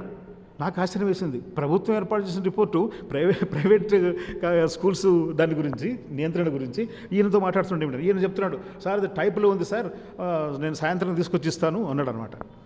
ఇదేమిటి టైప్ అంటే? అంత నిజాయితీ, చిత్తశుద్ధి అన్నమాట ఆ ప్రభుత్వానికి. ఆయన నిజానికి చెప్పాడు, మేమే రాసాం, మేమే టైప్ చేస్తున్నామని. అట్లాంటి పరిస్థితి తీసుకోవద్దండి రేవంత్ రెడ్డి గారు, నా విన్నపం, నా విజ్ఞప్తి. పొలిటికల్ రిహాబిలిటేషన్ కోసం దీన్ని ఉపయోగించుకోవద్దని చూడండి. అంటే ఒక కమిషన్లో గత ప్రభుత్వం ఎట్లా చేసిందంటే, టీఎస్పీఎస్సీలో మెంబర్స్ని తీసుకుంది. ఎట్లా? ఒక సూపరింటెండెంట్, BA పాస్ అయిన సూపరింటెండెంట్ ఆయన మెంబర్గా చేశారు. ఆయన ఎవరికి డాక్టరేటు, తర్వాత పెద్ద పెద్ద PhD చేసిన వాళ్ళు, యూనివర్సిటీ అపాయింట్మెంట్, అవన్నీ ఆయన ఇంటర్వ్యూ చేస్తాడు. అట్లాంటి పరిస్థితి వద్దు. నిష్ణాతులైనటువంటి వాళ్ళు, విద్యారంగంలో పూర్తి అనుభవం పండినటువంటి వాళ్ళు, ఈ రాష్ట్రం లేకపోతే వేరే రాష్ట్రం నుంచి ఎక్కడైతే ఉన్నారో అంతర్జాతీయంగా వెతికి తీసుకురండి. మన పిల్లల భవిష్యత్తు ముఖ్యం. ఆ తర్వాత కమిషన్ అంటూ పెడితే, కమిషను ఇప్పుడు చాలా ఎట్లా అంటే, ఇంతకుముందు వెంకటరెడ్డి గారు అశోక్ గారిని ప్రశ్నిస్తున్నారు, అక్కడ పేరెంట్స్ అన్నాడు. స్కూల్ తర్వాత కమ్యూనిటీ, వీటి మీద సంబంధాలు ఎట్లా ఉండాలి? స్కూల్ అండ్ కమ్యూనిటీ సంబంధాలు ఎట్లా ఉండాలి? దానికోసం మన దగ్గర ఆలోచన లేదు. తర్వాత టీచర్ ఎడ్యుకేషన్, ఇప్పుడు రిఫ్రెషర్ కోర్సెస్ అనేది ఎక్కడ నాకైతే కనిపించట్లేదు. మరి మధుసూదన్ చెప్పాలి, రిఫ్రెషర్ కోర్సెస్ అంటూ జూనియర్ లెక్చర్స్ ఉన్నాయా లేదా అని. టీచర్స్ కూడా లేనట్టున్నాయి. రిఫ్రెషర్ ఇప్పుడు చెప్తున్నా కదా, కరికులం కూడా ఎక్స్పైరీ డేట్ ఉంటుంది. అది కూడా ఎప్పుడు ఉండదు. సమాజం మారుతూ ఉంది, సమాజపు అవసరాలు మారుతూ ఉన్నాయి, విద్యా అవసరాలు మారుతూ ఉన్నాయి. కాబట్టి కరికులము, సిలబస్ ఇవన్నీ కూడా ఎక్స్పైరీ డేట్స్ ఉంటాయి. అది పోనివ్వండి, కొత్తవి రావాలి. కాబట్టి ఇట్లాంటి ఆలోచనలతో పోతే మోడరేటర్ గారు చాలా అతి ముఖ్యమైనటువంటి, చాలా పరిశోధించాల్సినటువంటి అంశాన్ని ప్రశ్నించారు. అసమానతలు ఎట్లా దాన్ని చేయాలి, అసమానతలు ఎట్లా చేయాలనేటువంటిది అది చాలా పెద్ద డిస్కషన్, పెద్ద చర్చనే అది. సమాజంలో వ్యక్తులు రియలైజ్ కావాలి. అందుకోసం యువత ముందుకు రావాలి. ఆ యువతకు మనమంతా కూడా ఆదర్శంగా ఉండాలి.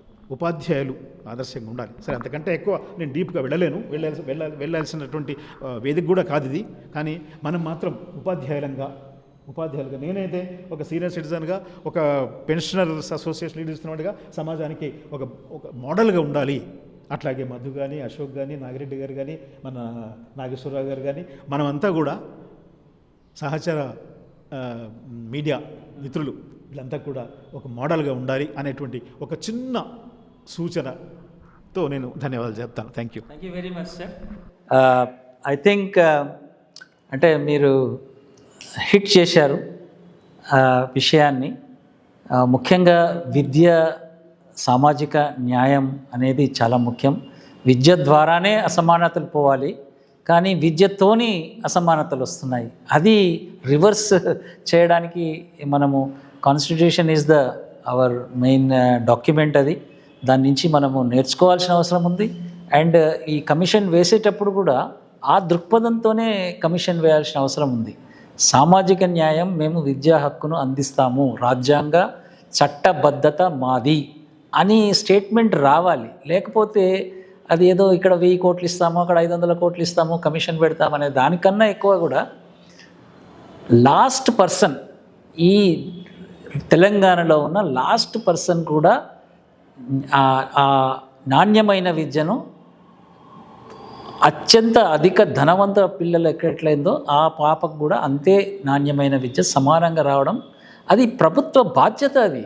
ఇది చారిటీ కాదు. ఇది చాలాసార్లు ఇప్పుడు పోయి నేను అక్కడ 100 కోట్లు ఇస్తాను, ఇక్కడ 200 కోట్లు ఇస్తాను, అది కాదు సమస్య.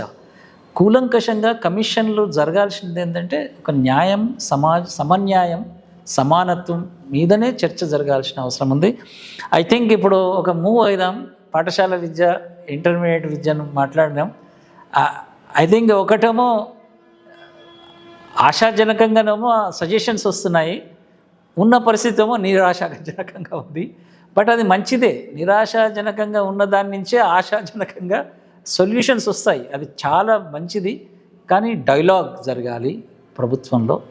బట్ ఈ ఉన్నత విద్య అనేది చాలాసార్లు అసలు తెలంగాణ రాష్ట్రము ఆవిర్భావానికి అక్కడ విద్యార్థులు చేసిన యుద్ధం మనందరికీ తెలుసు.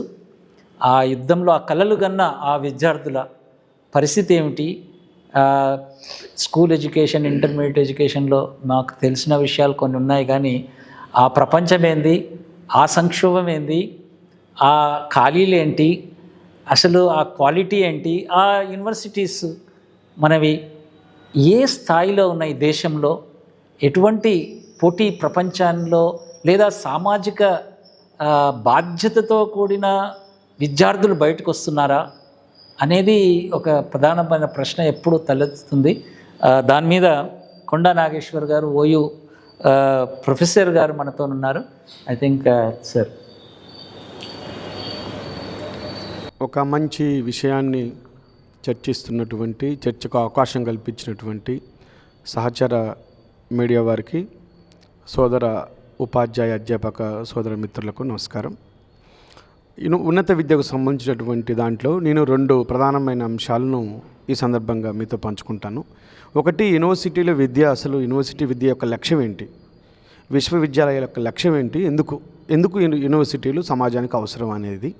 2, దేశవ్యాప్తంగా తెలంగాణలో ఉన్నటువంటి ఉన్నత విశ్వవిద్యాలయాలు తక్షణ కర్తవ్యాలు ఏంటి. ఈ 2 అంశాలను నేను మీకు బ్రీఫ్గా, చాలా తక్కువ సమయంలో బ్రీఫ్గా అందించేందుకు, షేర్ చేసేందుకు మీ మీడియా ద్వారా ప్రయత్నం చేస్తున్నాను.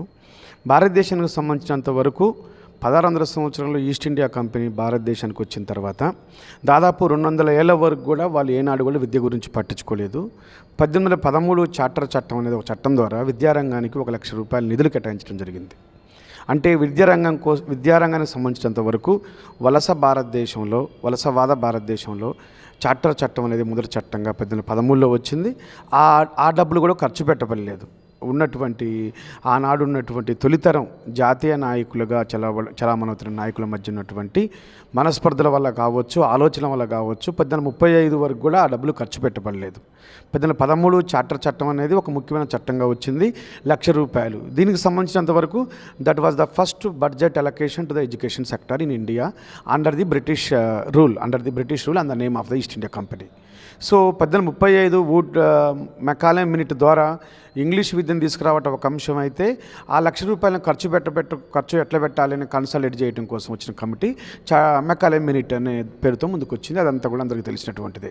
54లో ఉన్న చట్టం గురించి చాలా ముఖ్యమైన చట్టం, దాన్ని వుడ్ డిస్పాచ్ అనే పేరు మీద వచ్చింది.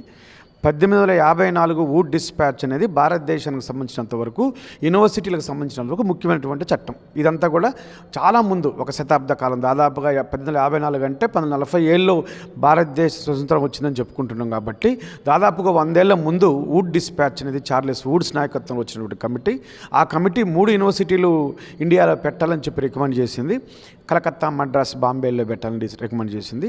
అట్లా 1856లో మొట్టమొదటి యూనివర్సిటీ మన కలకత్తాలో వచ్చింది. ఆనాడు ఉన్నటువంటి బెంగాల్లో కలకత్తాలో వచ్చింది. కలకత్తా కూడా జాతీయోద్యమానికి కేంద్రంగా ఉన్నటువంటి పరిస్థితి కూడా ఉంది 54 భారతదేశానికి సంబంధించినంత వరకు. అప్పటి నుంచి ఇక ఏనాడు కూడా భారతదేశం గురించి ఇది గురించి బ్రిటిష్ ప్రభుత్వం మాట్లాడలేదు. నేను బ్రిటిష్ ప్రభుత్వం ఎందుకు అంటున్నానంటే, యూనివర్సిటీల స్థాపన అనేది భారతదేశానికి సంబంధించినటువంటి అంశం కాదు, అంతర్జాతీయ సమాజం నుంచి భారతదేశానికి వచ్చినటువంటి అంశం. 1882లో హంటర్ కమిషన్ వచ్చింది. ఆ హంటర్ కమిషన్ని మనం మళ్ళీ విద్యా కమిషన్, మొట్టమొదటి విద్యా కమిషన్ మనం చెప్పడం జరుగుతుంది. ఆ విద్యా కమిషన్ యూనివర్సిటీ విద్య గురించి పెద్దగా మాట్లాడలేదు. 82లో వచ్చినటువంటి హంటర్ కమిషన్. 1902లో వచ్చినటువంటి కర్జన్ కమిషన్ మొట్టమొదటిసారిగా యూనివర్సిటీలో ఎట్లా ఉండాలని చెప్పడం జరిగింది. అంటే నేను ఏఎస్ కమిషన్ రిపోర్ట్ కూడా నేను పెద్దగా చెప్పట్లేదు. ఈ యూనివర్సిటీల స్థాపన ఏందనేది నేను చెప్పడం కోసం 1902 కర్జన్ కమిషన్ తర్వాత డైరెక్ట్గా ఇంతకుముందు రాజేంద్రబాబు గారు చెప్పినటువంటి సర్వేపల్లి రాధాకృష్ణ గారి కమిషన్, ఇది చాలా ఇంపార్టెంట్. అంటే స్వతంత్ర అనంతరం వచ్చినటువంటి మొట్టమొదటి కమిషన్, యూనివర్సిటీల గురించి చెప్పబడిన మొట్టమొదటి కమిషన్ సర్వేపల్లి రాధాకృష్ణ గారి కమిషన్. వీరు ఎందుకు పెట్టాలి, యూనివర్సిటీలు ఎందుకు అవసరం అని చెప్పారంటే, డిసిమినేట్ ద నాలెడ్జ్ అన్నారు వాళ్ళు. అంటే టీచింగ్ అనేది ఇంపార్టెంట్ కాదు యూనివర్సిటీస్లో, డిసిమినేట్ ద నాలెడ్జ్. డిసిమినేట్ అనే వర్డ్ అన్ని యూనివర్సిటీ యాక్ట్లో కూడా ఉంది, యూజీసీలో కూడా 1956లో ఉంది. అంటే ఉన్నటువంటి ఫ్యాక్ట్స్ను సమాజంలో ప్రచారం చేయటం కోసం, వ్యాప్తి చేయటం కోసం యూనివర్సిటీలు కేంద్రంగా ఉండాలి. రీసెర్చ్ అనేది యూనివర్సిటీలో ప్రధానంగా ఉండాలి. రీసెర్చ్ ద్వారా నాలెడ్జ్ డిసిమినేషన్ జరుగుతుంది అనేది మనకి 48లో వచ్చినటువంటిది. అంటే యూనివర్సిటీలో బోధన కంటే పరిశోధన ఇంపార్టెంట్ అని చెప్పడం నా ఉద్దేశం. ఇది యూనివర్సిటీ స్థాపన యొక్క ఉద్దేశం. అది 64 కొఠారి కమిషన్ కానీ, 86 విద్యా విధానం కానీ, మన 2020 జాతీయ విధానం కానీ ఉంది. అంటే యూనివర్సిటీ యొక్క లక్ష్యం ఏంటి అంటే, ప్రాథమిక స్థాయిలో, మాధ్యమిక స్థాయిలో చదువుకున్న విద్యార్థి జూనియర్ కాలేజ్ ద్వారా ఉన్నత విద్యారంగంలోకి వస్తే, ఉన్నత విద్యారంగంలో తనకు అనుకూలమైనటువంటి అంశాన్ని ఎంచుకొని ఆ అనుకూలమైన అంశంలో వర్టికల్ రీడింగ్ ద్వారా, స్ప్రెడ్డింగ్ ద్వారా నాలెడ్జ్ని స్ప్రెడ్ చేయడం, పరిశోధన చేయడం యూనివర్సిటీ యొక్క లక్ష్యం, యూనివర్సిటీ విద్య యొక్క లక్ష్యం. కానీ స్వతంత్ర భారతదేశంలో ఎప్పుడూ నెరవేరలేదు. ఇది ఎందుకు నెరవేరలేదు? అనేక కారణాలు ఉన్నప్పటికీ మనకున్నటువంటి డిస్కషన్లో మన తెలంగాణకు సంబంధించినంత వరకు ఉమ్మడి రాష్ట్రంలో 2005 తర్వాత యూనివర్సిటీల పతనం స్టార్ట్ అయింది. 2005 నుంచి 2009 తర్వాత 9-10 దాకా కూడా యూనివర్సిటీలు వార్డులో ఉన్నాయి. యూనివర్సిటీ విద్య అంతా కూడా జనరల్ వార్డులోకి, హాస్పిటల్ జనరల్ వార్డులో ఉన్నవి. ఆనాడు ఉద్యమం జరుగుతున్నప్పుడు చాలామంది నాయకులు ఇక్కడ ఉన్నారు. ఆనాడు మేము ఉమ్మడి ప్రభుత్వం అడుగుతున్నప్పుడు తెలంగాణ ఉద్యమానికి నాయకత్వం వహించినటువంటి పార్టీ ఆ రోజు టీఆర్ఎస్ పార్టీ అనుకోకుండా ముందుకు వచ్చింది. వాళ్ళు ఏమన్నారంటే, ఉమ్మడి రాష్ట్రంలో ఉన్నత విద్య అనేది బాగుపడదు, యూనివర్సిటీలు బాగుపడవు, అవి హాస్పిటల్లో ఉన్నాయి, జనరల్ వార్డులో ఉన్నాయి, వాటిని బయటికి తీసుకొచ్చి మనం బాగు చేసుకుందాం, యూనివర్సిటీ లేదు, మనం ఉద్యమం చేయాలని అన్నారు. సరే, ఓకే, ఉమ్మడి రాష్ట్రంలో విద్యకు అన్యాయం జరిగింది. అన్యాయం జరిగిన మాట ఎంతైతే ఉందో అనుకుంటున్నామో, ఉమ్మడి రాష్ట్రంలోనే కొత్త యూనివర్సిటీల స్థాపన కూడా జరిగింది. నూతన రాష్ట్రంలో తెలంగాణ ఏర్పడిన తర్వాత ఒక్క యూనివర్సిటీ కూడా పెట్టలేదు.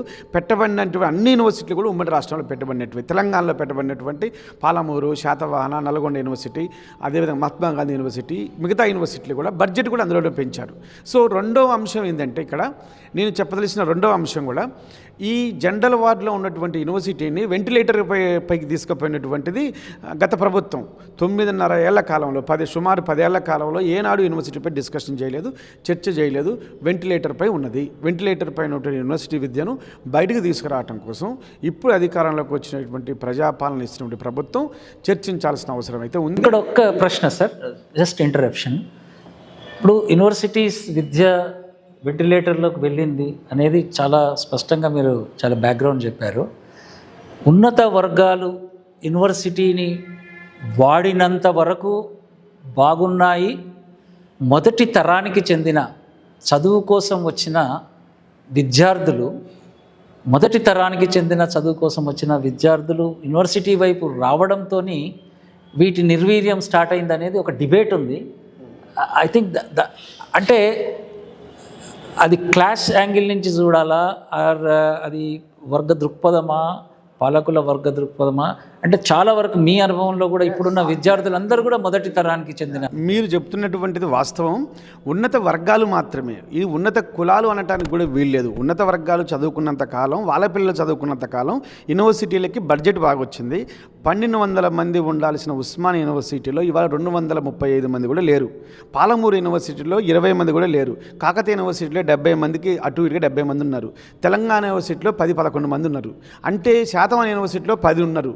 అంటే యూనివర్సిటీలు అన్నీ కూడా ఒక ఉస్మానియా కాకతీయ తప్పితే డిగ్రీ కాలేజీకి మించి లేదు. మన పక్కన ఉన్నటువంటి బేగంపేట డిగ్రీ కాలేజీలో 80 మంది స్టాఫ్ ఉన్నారు. ఇక్కడ ఉన్న ఇందిరా ప్రియదర్శిని కాలేజీలో 60 మంది దాకా స్టాఫ్ ఉండి ఉంటారు. ఇంత మాత్రం రెగ్యులర్ స్టాఫ్ కూడా లేరు యూనివర్సిటీలలో. కాబట్టి యూనివర్సిటీలు అనేవి ఉన్నత వర్గాలు చదువుతున్నంత కాలం నిధులు కేటాయింపులు జరిగినవి. 750 కోట్లు ఉండాల్సిన యూనివర్సిటీల నిధులు ఇవాళ 335 కోట్లు గ్రాంట్ కూడా ఇవ్వట్లేదు. అంటే ఉమ్మడి రాష్ట్రంలో జరిగినంత నిర్లక్ష్యం కంటే 10 ఏళ్ల ప్రభుత్వ పరిపాలనలో ఖచ్చితంగా యూనివర్సిటీలు వెంటిలేటర్పై పోయినాయి. ఏనాడు కూడా యూనివర్సిటీలపైన రివ్యూ కమిషన్ కానీ, రిక్రూట్మెంట్ కానీ, యూనివర్సిటీలను బాగు చేద్దామనే ఆలోచన చేయలేదు.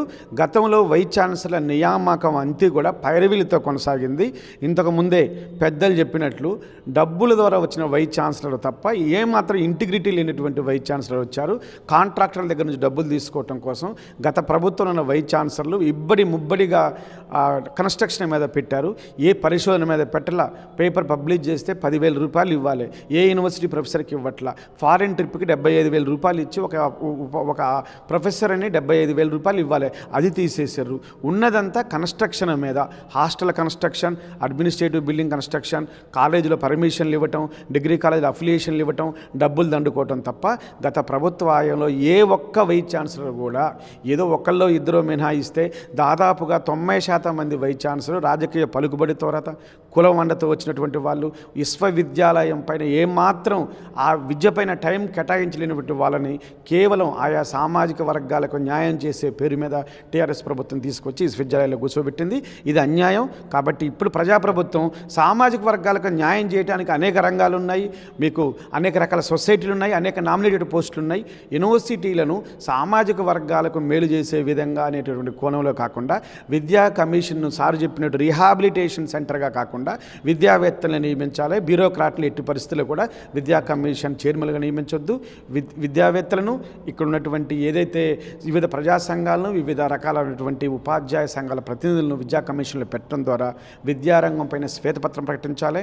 కాళేశ్వరం ప్రాజెక్టు పైన ఏ విధంగా అయితే శ్వేతపత్రం ప్రభుత్వం ప్రకటిస్తుందో, ఆర్టీసీ పైన ఏ విధంగా ఉందో, విద్యారంగం పైన ఎంత ఉండాలి అన్ని రకాల స్థాయిల్లో శ్వేతపత్రం ప్రకటించిన తర్వాత విద్యా కమిషన్ కనుక ఆలోచన చేస్తే చాలా ట్రాన్స్పరెంట్గా ఉంటుంది. హోపింగ్ సో అలా ప్రభుత్వం చేస్తుందని చెప్పి నేనైతే అనుకుంటూ ఉన్నాను. Thank you sir, thank you very much. అంటే ఏం లేదు, ఇంటర్మీడియట్ ఎడ్యుకేషన్ గురించి మీరు ప్రశ్న అడిగారు. స్ట్రక్చర్ గురించి మీరు ఒక ప్రశ్న వేశారు. 9, 10, 11, 9, 10, 11, 12 4 ఒకే లెవెల్లో అంటే ఒకటే అడ్మినిస్ట్రేషన్ కింద ఉంటే ఎట్లా ఉంటుంది అనేటువంటిది అన్నారు. అసలు నిజానికి పివి నరసింహారావు గారు అప్పుడు ఆయన తీసుకున్నటువంటి డెసిషను ఇంప్లిమెంట్ చేసినటువంటిది కూడా మధుసూదన్ గారు చెప్పారు. తెలంగాణలో తర్వాత కేరళలో ఫస్ట్ ఇంప్లిమెంటేషన్ అయింది. అది అప్పుడు ఉద్దేశం ఏమిటంటే ఇంటర్మీడియట్ అనేటువంటిది, దాని పేరు చూడండి, ఇంటర్మీడియట్ దేని మధ్య అన్నమాట. ఇంటర్ అంటే మధ్య, దేని మధ్య అంటే స్కూల్ ఎడ్యుకేషన్కు హైయర్ ఎడ్యుకేషన్కు మధ్య. ఇది అంటే ప్రారంభం ఎట్లా అంటే ఏ ఉద్దేశంతో అంటే ఇంటర్మీడియట్ ఎడ్యుకేషన్ అనేది గేట్వే టు హైయర్ ఎడ్యుకేషన్, ఒక ప్రవేశ ద్వారం, హైయర్ ఎడ్యుకేషన్కు ప్రవేశ ద్వారంగా అన్నమాట. అది చాలా శాస్త్రీయమైనటువంటి ఆలోచన పివి నరసింహారావు గారు చేసినటువంటిది. ఇప్పుడు సరే తర్వాత దాని లక్ష్యం మారిపోయింది అనుకోండి, గేట్వే టు హైయర్ ఎడ్యుకేషన్ పోయి గేట్వే టు ఎంసెట్ అయిపోయింది. అది ప్రతి ఇంటర్మీడియట్ చదివే విద్యార్థి అంతా కూడా ఎట్లా అయిపోయిందంటే ఏమిటి నీకు కావాల్సింది అంటే బీటెక్కా లేక ఎంబీబీఎస్ఆ, అట్లా అది మారింది. అది ఆ మారడాన్ని దృష్టి అది ఇనిషియల్ ఏమిటి, ఎందుకోసమైనటువంటిది అనేటువంటిది మనం ఆలోచించాలి. మధుసూదన్ గారు చెప్పారు చాలా స్పష్టంగా, ఇప్పుడు ఎంసెట్ ఉన్నంత వరకు ఇంటర్మీడియట్ ఉండాల్సిందే, నీట్ ఉన్నంతవరకు ఇంటర్మీడియట్ ఉండాల్సిందే, ప్రత్యేక వ్యవస్థ ఉండాల్సిందే. ఎందుకంటే ఆ స్కూల్లో దానికి ప్రత్యేకంగా ఎంఎస్సి ఎంఏ సపరేట్ సబ్జెక్ట్స్ అనేటువంటి టీచర్స్గా ఉండరు. వాళ్ళు ఎంసెట్కి తయారు కావాలి అంటే ఇప్పుడు ఏంటంటే దీంట్లో ఎడ్యుకేషన్లో హైయర్ ఎడ్యుకేషన్ అనేటువంటిది మన నాగేశ్వరరావు గారు చెప్పారు, ఏమిటి పరిశోధన ముఖ్యం. నిజానికి ఎడ్యుకేషన్ దేనికోసం అంటే ఇది సైన్స్ బేస్డ్ సొసైటీ. ఇప్పుడు మనం ఎట్లా ప్రపంచం నివసిస్తున్నామంటే సైన్స్ బేస్డ్, ప్రతి దానికి కూడా సైన్సే. మనం పొద్దున్న లేచినప్పటి నుంచి టూత్ పేస్ట్ వాడినప్పటి దగ్గర నుంచి రాత్రి పడుకునేంత వరకు సైన్స్తో జీవిస్తున్నాం మనం. ఈ సైన్స్ అనేటువంటిది ఎంత ముఖ్యమో ఎట్లా దాన్ని అంటే ఎడ్యుకేషన్లో సైన్స్ గురించి, తర్వాత పరిశోధన, that's important, research is important. పరిశోధన అనేటువంటిది, ఆ పరిశోధనకు నీవు ఇంటర్మీడియట్ ఎడ్యుకేషన్లో ఒక బీజం పడుతుంది ఇక్కడ. ఎస్, ఇంటర్మీడియట్ అనేది +2గా ఉండాలి, +2 తర్వాత ఇంటర్మీడియట్గానే ఉండాలి. అది హైయర్ ఎడ్యుకేషన్కు గేట్వేగా ఉండాలి. మన స్టేట్లో ఐ థింక్ మీ ఇద్దరిలో ఎవరిలో తీసుకోండి, రెస్పాన్స్ ఉండాలి అనేది ఒకటి, ఒక ప్రైవేట్కి అప్పచెప్పేశారు కదా, మొత్తం అసలు ధ్వంసరచన అక్కడ జరుగుతుంది. అది హౌ అంటే ప్రజల నుంచి వచ్చిన డిమాండ్ను ఎడ్యుకేషన్ పట్ల ఇంటర్మీడియట్ చదవాలని ఉన్నది. అండ్ ఊర్లలో మేము తిరుగుతుంటాం కాబట్టి అందరు గర్ల్స్ కూడా ఎక్కువ ఎన్రోల్మెంట్ జరుగుతుంది. అండ్ ఇవన్నీ జరుగుతున్న క్రమంలో ఎక్కడో ప్రభుత్వము విత్డ్రా అయిపోయింది. అట్లీస్ట్ స్కూల్ ఎడ్యుకేషన్ మీద ఇంకా చర్చ నడుస్తుంది, ఇదైతే విత్డ్రా అయిపోయింది. చర్చ కూడా అంత పెద్దగా జరుగుతలేదు. అవును, ఇంటర్మీడియట్ అంటే ప్రైవేటే అనే ఒక దశకు వచ్చేసింది. అండ్ ఉన్న ప్రభుత్వ జూనియర్ కాలేజీల పరిస్థితి అక్కడ ఇక ఆ పరిస్థితి మధుసూదన్ రెడ్డి గారు డెఫినెట్గా. అండ్ ఎంత ఇన్వెస్ట్మెంట్ కావాలి ఇంటర్మీడియట్కు, ఐ థింక్ నేను ఆ ఇన్వెస్ట్మెంట్ మీద కూడా ఒక చర్చ జరగాల్సిన అవసరం ఉంది. మీ అందాజ ప్రకారంగా సార్ చెప్పారు 750 కోట్లు, మినిమం 750 కోట్లు అన్నారు సార్. ఇంకేమైనా జర కోషిష్ చేసి ఇంకా మంచి యూనివర్సిటీ కావాలంటే ఎన్ని వేల కోట్లు కావాలని చెప్దాం. Yeah, yes sir. ఇప్పుడు ఒకటేంటంటే ఫర్ ఎగ్జాంపుల్ ఇంటర్మీడియట్ అనేటటువంటిది దాని యొక్క చరిత్ర, క్రమ పరిణామము ఇవన్నీ చూసినప్పుడు, విశ్లేషించినప్పుడు అది పేర్నమిట్టలో గుంటూరులో పుట్టినటువంటి రెసిడెన్షియల్ ట్యూషన్లు, కాలేజీలు, ఆ తర్వాత రెసిడెన్షియల్ కాలేజీలు, ఆ తర్వాత వనస్థలిపురం దగ్గర నుంచి మియాపూర్ వరకు ఊరు పేరు మీద కాలేజీలు, ఇటువంటి కార్పొరేట్ వ్యవస్థ మొత్తం కబలించేసింది. కాబట్టి ఆ కార్పొరేట్ వ్యవస్థ కబలించడానికి ఇంటర్మీడియట్ విద్య కారణము అనేటటువంటి చర్చ జరిపినటువంటి వాళ్ళు కూడా ఉన్నారు. ఇంకా ఎక్స్ట్రీమ్కి వెళ్తే కొంచెం ఎట్లయితే ఈ యొక్క నాగార్జున సాగర్ కన్స్ట్రక్షనే ఈ యొక్క ఇంటర్మీడియట్ విద్యా వ్యాప్తికి గొప్ప కారణం. నాగార్జున సాగర్ రైట్ కెలాన్ కింద ఉన్నటువంటి వాళ్ళందరూ కూడా పిల్లలందరినీ గుంటూరు లేక కృష్ణా జిల్లాలకు తరలించి విద్య నేర్పినరు అనేటటువంటి చర్చ కూడా ఉంది. కానీ ఇక్కడ మనం అర్థం చేసుకోవాల్సింది ఏంటంటే కార్పొరేటీకరణ అనేటటువంటిది ఎంసెట్ వల్ల, ఐఐటి వల్ల, తర్వాత నీట్ వల్ల జరిగింది తప్ప ఇంటర్మీడియట్ విద్య వల్ల కాదు. అదొకటి స్పష్టంగా అర్థం చేసుకోవాలి. ఒకటి. రెండవది ఏంటంటే ఈవెన్ న్యూ ఎడ్యుకేషన్ పాలసీ చెప్పింది కూడా వాళ్ళు ఇచ్చినటువంటి యొక్క అంతరాలు ఏవైతే ఉన్నాయో, ఏవైతే శాఖలు ఉన్నాయో 10+2+3 విద్యా విధానాన్ని మార్చి నూతన విద్యా విధానం తీసుకురావాలి అనేటటువంటిది ఏదైతే ఉందో అది కరికులానికి సంబంధించి విద్యార్థి ఆ సమయంలో ఏం నేర్చుకోవాలనేటటువంటిది మాత్రమే స్పష్టంగా చెప్పారు తప్ప physical restructure of education system చెప్పలేదు. కాబట్టి ఈరోజు ఉన్నటువంటి పరిస్థితుల్లో మీరు చూడండి, ఒకటే ఒక మార్పు. తెలంగాణ వచ్చినప్పుడు 2500 ప్రైవేట్ జూనియర్ కాలేజీలు ఉన్నాయి, ఈరోజు 1200కు పడిపోయినాయి. కారణం ఏంటి అంటే గవర్నమెంట్ సెక్టర్లో ప్రభుత్వం ముందుకొచ్చి రెసిడెన్షియల్ జూనియర్ కాలేజీలను దాదాపు ప్రతి దగ్గర జూనియర్ కాలేజీలను అప్గ్రేడ్ చేయడంతో ప్రజలందరూ కూడా ఆ జూనియర్ కాలేజీల వైపు పోయినారు. ప్రభుత్వ జూనియర్ కళాశాలల్లో మా యొక్క స్ట్రెంత్ 60,000 ఆ రోజు. ఈరోజు 1,00,000 మందికి చేరుకున్నాం. ఫ్రీ ఎడ్యుకేషన్ ఇవ్వడం కానీ, ఫ్రీ టెక్స్ట్ బుక్స్ ఇవ్వడం కానీ ఉన్నది. అయితే ఈరోజు అల్టిమేట్గా ఏంటంటే ప్రైవేటు గవర్నమెంట్ రెండు ఈక్వల్గా ఉన్నాయి. Private number of children 5 lakh students కనుక ఇంటర్మీడియట్లో ఈరోజు చదువుతుంటే 2.5 లక్షల మంది స్టూడెంట్స్ ఖచ్చితంగా ఈ యొక్క ప్రభుత్వ విద్యా సంస్థల్లో ఉన్నారు. కానీ అదే స్కూల్ ఎడ్యుకేషన్లో కనుక మీరు తీసుకుంటే సుమారు 27,000 నుంచి 30,000 స్కూల్స్ గవర్నమెంట్ సెక్టర్లో ఉన్నప్పటికీ ప్రైవేట్ సెక్టర్లో 12,000 స్కూల్స్ ఉన్నా ప్రైవేట్లో చదువుతున్నటువంటి విద్యార్థుల సంఖ్య గవర్నమెంట్ చదివే విద్యార్థుల సంఖ్య కంటే ఎక్కువ ఉంది. సరే, ఇది ప్రధానమైనటువంటి చర్చ కాదు. కానీ అల్టిమేట్గా ఈరోజు ఉన్నటువంటి పరిస్థితుల్లో ప్రభుత్వానికి ప్రైవేట్కి తేడా ఏంటి అంటే, నువ్వు ఎంసెట్లో ఫస్ట్ ర్యాంక్ వచ్చినటువంటి విద్యార్థి ఎందుకు ఉస్మానియా యూనివర్సిటీని ఆప్ట్ చేస్తున్నాడు? ఐఐటీలో ఫస్ట్ ర్యాంక్ వచ్చినటువంటి విద్యార్థి ఐఐటి బాంబేకే ఎందుకు వెళ్తున్నాడు? Why they are preferring government institutions? నేనేమంటున్నా, ఒక టీచర్ని పెట్టి ఏకోపాధ్యాయ పాఠశాలని పెట్టి అందులో 15 మంది స్టూడెంట్సే ఉన్నారని ఈ యొక్క విషవలయంలోకి పిల్లలు లేరు కాబట్టి టీచర్లు లేరు, టీచర్లు లేరు కాబట్టి పిల్లలు లేరు అనే ఈ విషవలయం లోపల విద్యా సంస్థల్ని ఈ రోజుకు కూడా ఈరోజు జేఎన్టీయూలో ఫస్ట్ ర్యాంక్ వచ్చిన వాడు జేఎన్టీయూలో ఎందుకు చేరుతున్నాడు? ఏదో ప్రైవేటు కాలేజీలో ఎందుకు చేరతలేడు అంటే బికాజ్ గవర్నమెంట్ ఇన్స్టిట్యూషన్స్ పైన ఈరోజు కూడా క్రెడిబిలిటీ ఉంది. కానీ ఈ యొక్క విద్యా సంస్థల్ని 6,000 మంది జూనియర్ లెక్చరర్లు అవసరం అంటే ఈరోజు 600 మంది జూనియర్ లెక్చరర్స్ ఉన్నారు. 5,000 మంది జూనియర్ లెక్చరర్లు, గెస్ట్ లెక్చరర్లని, కాంట్రాక్ట్ లెక్చరర్ అని, ఎంటీఎస్ అని, ఈ విధంగా ఇన్ఫ్రాస్ట్రక్చర్ను పూర్తిగా సర్వేనాశనం చేసిన తర్వాత బాటనీ ల్యాబ్ అదే, ఫిజిక్స్ ల్యాబ్ అదే, కెమిస్ట్రీ ల్యాబ్ అదే, ఇటువంటి పరిస్థితులు ఉన్నాయి. కాబట్టి ఇక్కడ విద్యా వ్యవస్థ లోపల ఉన్నతమైనటువంటి ప్రమాణాలు పాటిస్తే ఖచ్చితంగా ప్రభుత్వ విద్యారంగం ఇది అవుతుంది అనేటటువంటిది ఖచ్చితంగా దీనిపైన చర్చ చేద్దాం. Thank you very much. ఒక రౌండ్ ఏంటంటే సజెషన్స్. ఇప్పుడున్న ప్రభుత్వానికి డబ్బు ఎంత కావాలి, ఎంత అల్టిమేట్గా పైసలు ఖర్చు పెట్టాల్సిందే. విద్య అంటే ఇన్వెస్ట్మెంట్, ఇది ఇన్వెస్ట్ చేయాల్సిందే. ఒక దిల్ ఖోల్కే అంటారు, దిల్ ఖోల్కే ఎంత ఖర్చు పెట్టాలి అంటే విద్య కోసం. ఎట్లయితే metro, highway, regional ring road ఎంతైతే ప్రాధాన్యత ఉందో అంత ప్రాధాన్యత ఉండాలి అంటే విద్యకు ఎంత ఖర్చు పెట్టాలి, పర్సంటేజ్ వైజ్ ఓకే, బట్ ఎంత డబ్బు కావాలి అసలు అనేది అన్ని లాస్ట్ రౌండ్లో సజెషన్స్తో పాటు ఆ మనీ అంటే తెలుసా అసలు గవర్నమెంట్కి ఇంత డబ్బు కావాలనేది కూడా ఒక ప్రశ్ననే మనం వేయాలి అండ్ సజెషన్ ఇవ్వాలి. క్విక్గా 2 minutes సజెషన్స్ ఇస్తే then we will close. Yes sir. ప్రధానంగా కమిషన్ ముందు ఉన్నటువంటి సవాళ్ళు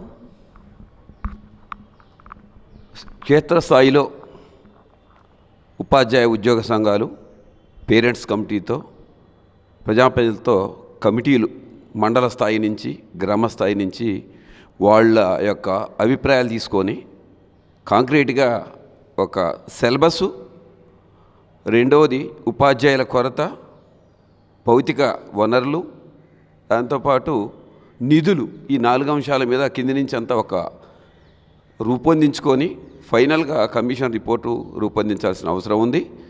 పెద్దలు చెప్పినట్టుగా ఆ కమిషన్లో విద్యారంగ నిష్ణాతులు మాత్రమే ఉండాలి తప్ప రాజకీయం ఇంకేదన్నా అంశాలు కాకుండా నిస్వార్థంగా ఇది ప్రభుత్వ విద్య బలోపేతం కోసం ఉన్న వాళ్ళని తప్ప ఏదో పేరు పెట్టి ప్రైవేటు విద్యా సంస్థలు నడుపుతున్న వాళ్ళనే దీంట్లో ఉంటే అది ఇబ్బంది అవుతుంది. విద్యా హక్కు చట్టంలో లోపం అదే. చేసిన దాంట్లో సేమి హ్యాబిటేషన్లో చదవాలి నిబంధన తొలగించబట్టి ఈ ప్రైవేట్ పాఠశాలలు మనుగడ కొనసాగుతున్నాయి, విస్తృతించబడ్డాయి. కాబట్టి ఆ హ్యాబిటేషన్లో ఉన్నటువంటి విద్యార్థులకి అవసరమైన వసతులు కల్పించాలనేది ప్రధాన అంశం. బడ్జెట్ రూపొందించాలి. ముఖ్యంగా చివరి పాయింట్, గతంలో కులాల పేరుతో, మతాల పేరుతో ఉన్న పాఠశాలలన్నీ ఉండటాన్ని వ్యతిరేకించాం. పక్కనే ఉన్నటువంటి నవోదయ పాఠశాలల్లో 6, 7 తరగతులు అక్కడే చదివిన 8, 9, 10 తరగతులకి నేషనల్ ఇంటిగ్రిటీ, జాతీయ సమగ్రత వాళ్ళ మనసులో ఏర్పడాలని చెప్పేసి వివిధ రాష్ట్రాల విద్యార్థులను ఎక్కడైతే చేరుస్తున్నామో దాని పక్కనే హాస్టల్ కులం పేరుతోనే, కాలేజీల కులం పేరుతోనే గురుకులాలు ఉన్నాయి, అది రద్దు చేయాలని. ఈ ముఖ్యమంత్రి గారు ఏర్పాటు చేస్తున్న నియోజకవర్గం కానీ మండల కేంద్రాలు ఏర్పాటు చేసే వాటిని తెచ్చి మళ్ళీ ఇక్కడ పెట్టడం కాదు. అక్కడ ప్రైమరీ వరకు అది ప్రతి గ్రామంలో ప్రాథమిక పాఠశాలలు ఉండాలి. ఉన్న ప్రభుత్వ పాఠశాలన్నిటినీ బలోపేతం చేయాలి. ఏర్పాటు చేయబోయేటువంటి సమీకృత సముదాయం ఏదైతే ఉన్నదో 6th నుంచి school education, intermediate education, higher education మొత్తం ఉండాలి. అదే క్రమంలో ఇంజనీరింగ్, మెడికల్, వొకేషనల్ ఎడ్యుకేషన్ కూడా ఏర్పాటు చేయాలి. ఒక విద్యార్థి 6వ తరగతిలో ఆ సముదాయంలో చేరిన తర్వాత ఉద్యోగంతోనో ఉపాధితో మాత్రమే బయటకు వచ్చేటట్లుగా చేసినప్పుడు మాత్రమే దాని లక్ష్యం నెరవేరుతుందని చెప్పి తెలియజేస్తున్నాను. Thank you. అశోకన్, మీరు any suggestion, quick, concrete and how much money, ఎంత డబ్బు కావాలి రేవంత్ రెడ్డి గారికి?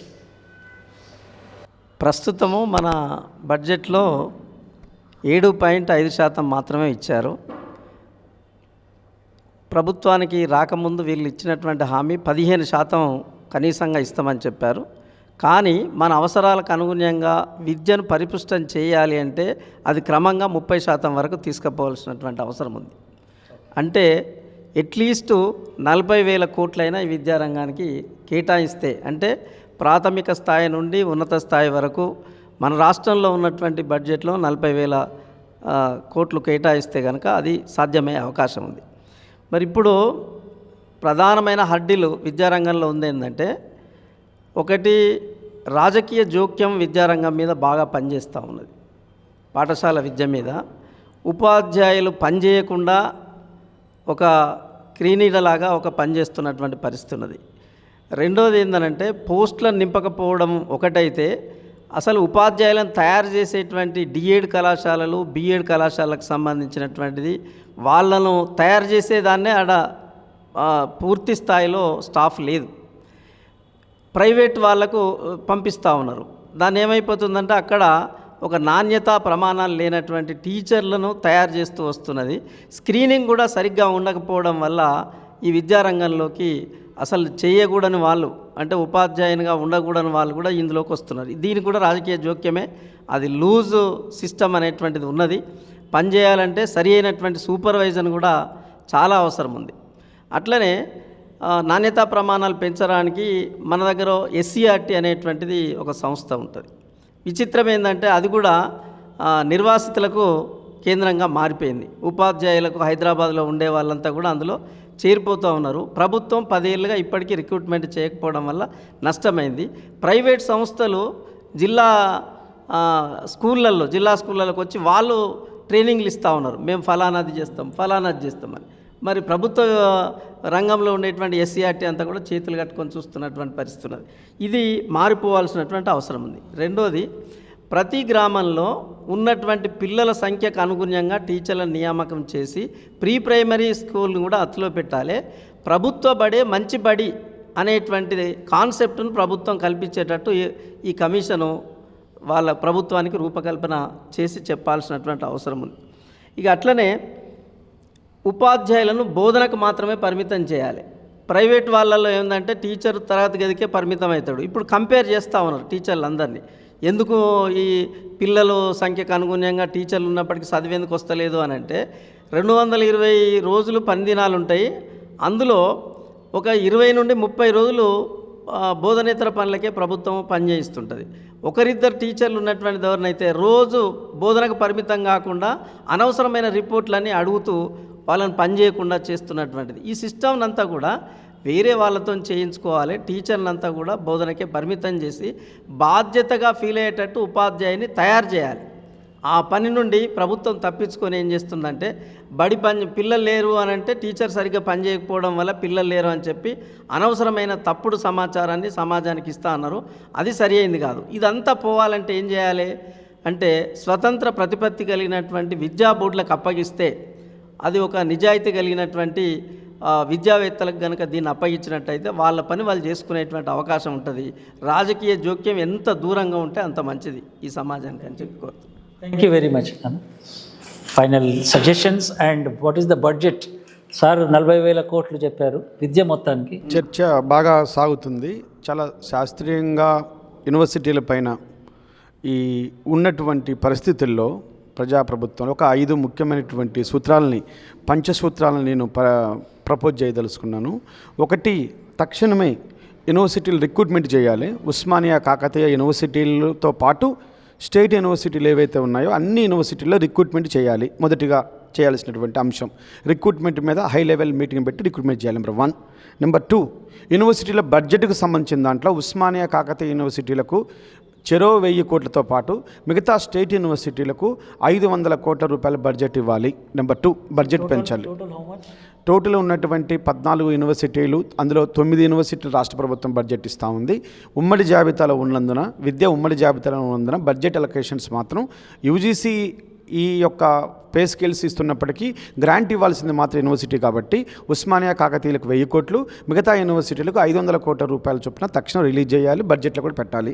నెంబర్ 3, వీసీల నియామకం పైన పెద్ద ఎత్తున రూమర్లు వస్తున్నాయి కాబట్టి అకాడమిక్ ఇంటిగ్రిటీ ఉన్నటువంటి విద్యావేత్తలను మాత్రమే యూనివర్సిటీ వైస్ ఛాన్సలర్గా నియమించాలి. ఇప్పుడు యూనివర్సిటీలన్నీ ఇన్ఛార్జీల పరిపాలనలో ఉన్నాయి.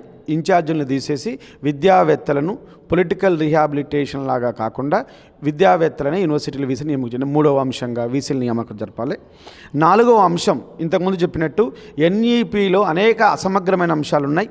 బీజేపీ పాలిత రాష్ట్రాలు తప్ప బీజేపీ ఇతర రాష్ట్రాలు ఎక్కడ కూడా ఎన్ఈపీ సమగ్రంగా అమలు చేయబడట్లేదు.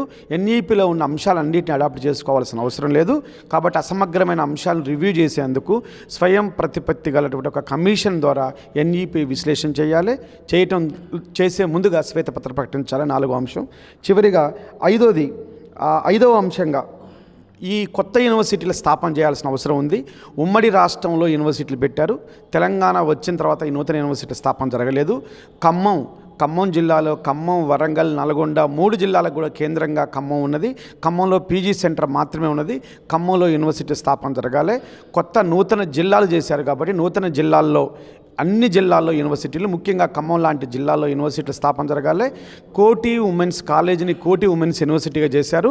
ఆ యూనివర్సిటీకి తక్షణం 1000 ఎకరాల జాగా కేటాయించి కోటి ఉమెన్స్ కాలేజీ బిల్డింగ్ను గత టీఆర్ఎస్ ప్రభుత్వం ప్రైవేటు వ్యక్తులకు అప్పజెప్పాలని ఒక కుట్రపూరితమైన పద్ధతిలో అక్కడ ఉన్నటువంటి 14 ఎకరాలుగా ఉన్నటువంటి భూమిని ఆక్యుపై చేయడానికి ప్రయత్నాలు జరిగినట్టుగా రూమర్లు వచ్చాయి.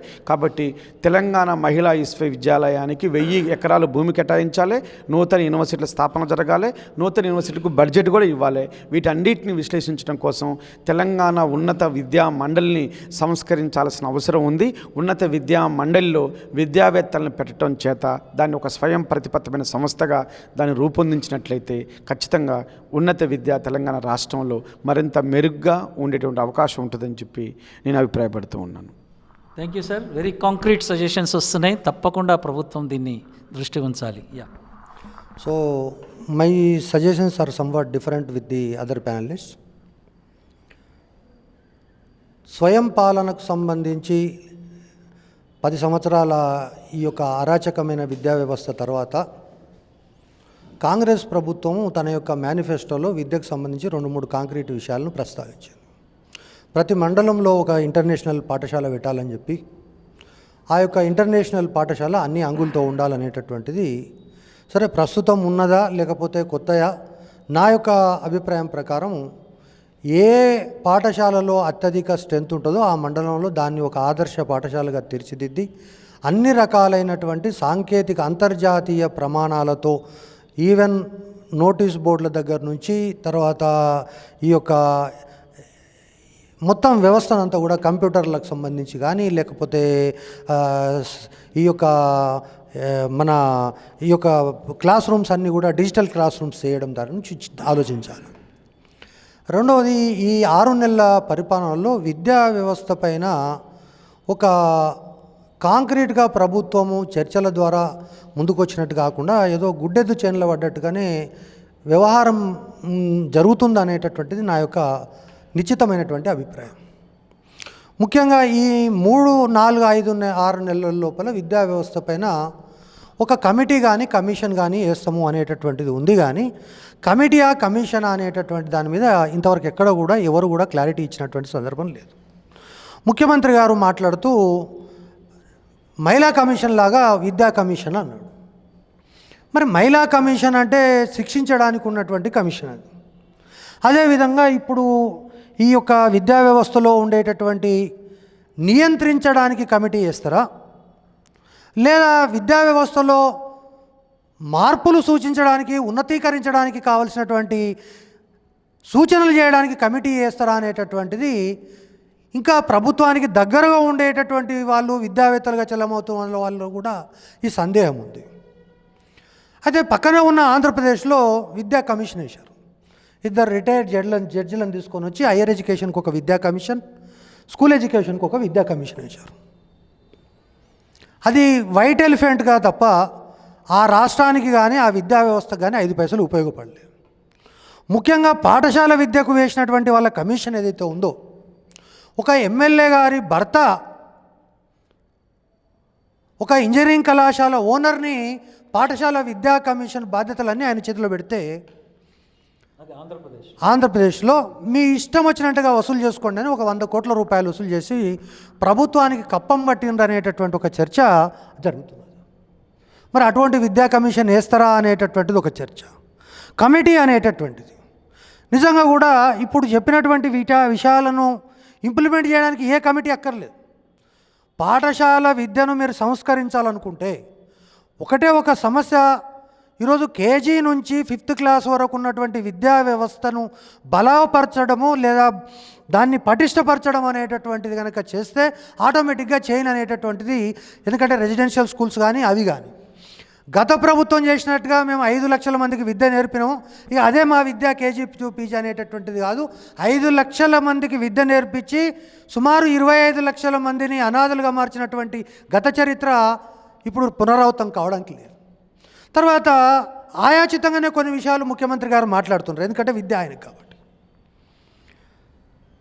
మా అశోక్ గారు చాలా బాగా చెప్పారు. పివి నరసింహారావు గారు ఏపీ రెసిడెన్షియల్ స్కూల్స్ పెట్టినా, లేదా ఈరోజు దేశవ్యాప్తంగా ఉన్నటువంటి నవోదయ పాఠశాలల్లో చూసుకున్నా అవి ఖచ్చితంగా స్కూల్ ఆఫ్ ఎక్సలెన్స్గా కొనసాగుతున్నాయి. ఈరోజు రాష్ట్రంలో ఉన్న ఐఏఎస్లు అనేక మంది ఆ స్కూళ్ళ నుంచి వచ్చారు.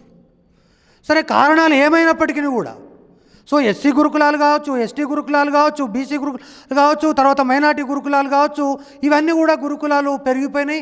ఇప్పుడు దాని గురించి మరి అన్నీ కలపాలనా లేదంటే ముఖ్యమంత్రి గారు మరి ఆయాచితంగా మాట్లాడిండా, దానిపైన ఏమైనా రీసెర్చ్ చేసిండా లేక ఇన్పుట్ తీసుకుంటా నాకు తెలియదు. కానీ మొత్తం 100 ఎకరాల జాగా తీసుకొని ఒకటి బీసీలకు, ఒకటి ఎస్సీలకు, ఒకటి ఎస్టీలకు, ఒకటి మైనార్టీలకు అంటే అవి ఫ్యూచర్లో జమ్మూ కాశ్మీర్ ఐఐటీలో కొట్టుకున్నట్టుగా కొట్టుకోవడానికి కేంద్రాలుగా మారుతాయి తప్ప మరి ఇది ఏ విధంగా అంటే నువ్వు శాటిలైట్ సిటీ కట్టి ఆ కట్టినటువంటి శాటిలైట్ సిటీలో లాటరీ తీసి ప్రతి కులానికి ఒక ఇల్లు కేటాయిస్తే దాన్ని మనం సమసమాజం అంటాం.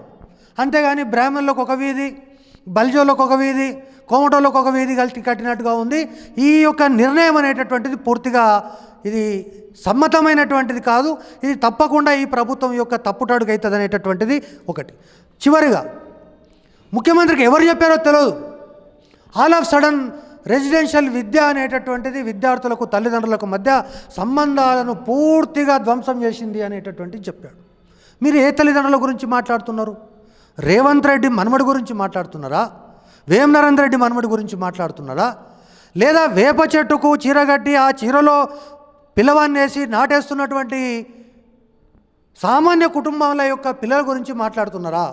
ఈరోజు 1 నుంచి 5 తరగతుల వరకు పిల్లలకు సంబంధించినటువంటి తల్లిదండ్రులకు సంబంధించి ఉండొచ్చు, కానీ 5వ తరగతి నుంచి రెసిడెన్షియల్ పాఠశాలలు అనేటటువంటివి ఇంటికి పోతే మనకి చదువుకోవడానికి ఉండదు, డౌట్ వస్తే చెప్పడానికి ఉండదు. కాబట్టి ఈ రెసిడెన్షియల్ పాఠశాలల మీద ముఖ్యమంత్రి అక్కసు వెళ్ళగక్కిండు అనేటటువంటి ఒక చర్చ సమాజంలో తీవ్రంగా జరుగుతుంది. దానికి స్పష్టంగా చెప్పాల్సినటువంటి అవసరం ఉంది. అదేవిధంగా ఈరోజు విద్యా వ్యవస్థలో ప్రముఖంగా ఉన్నది ప్రైవేటు రంగాన్ని నియంత్రించడము, ప్రభుత్వ రంగాన్ని ప్రోత్సహించడం. ఇది ప్రపంచ దేశాల్లో ఎక్కడ చూసినా అభివృద్ధి చెందుతున్న కమ్యూనిస్టు దేశాలైనా లేదా కంట్రీ దేశాలైనా ఖచ్చితంగా ప్రభుత్వ విద్యారంగాన్ని ప్రోత్సహిస్తున్నాయి, ప్రైవేటు విద్యారంగాన్ని నియంత్రిస్తున్నాయి. కానీ ఇక్కడ రివర్స్ పరిపాలన జరుగుతున్నది.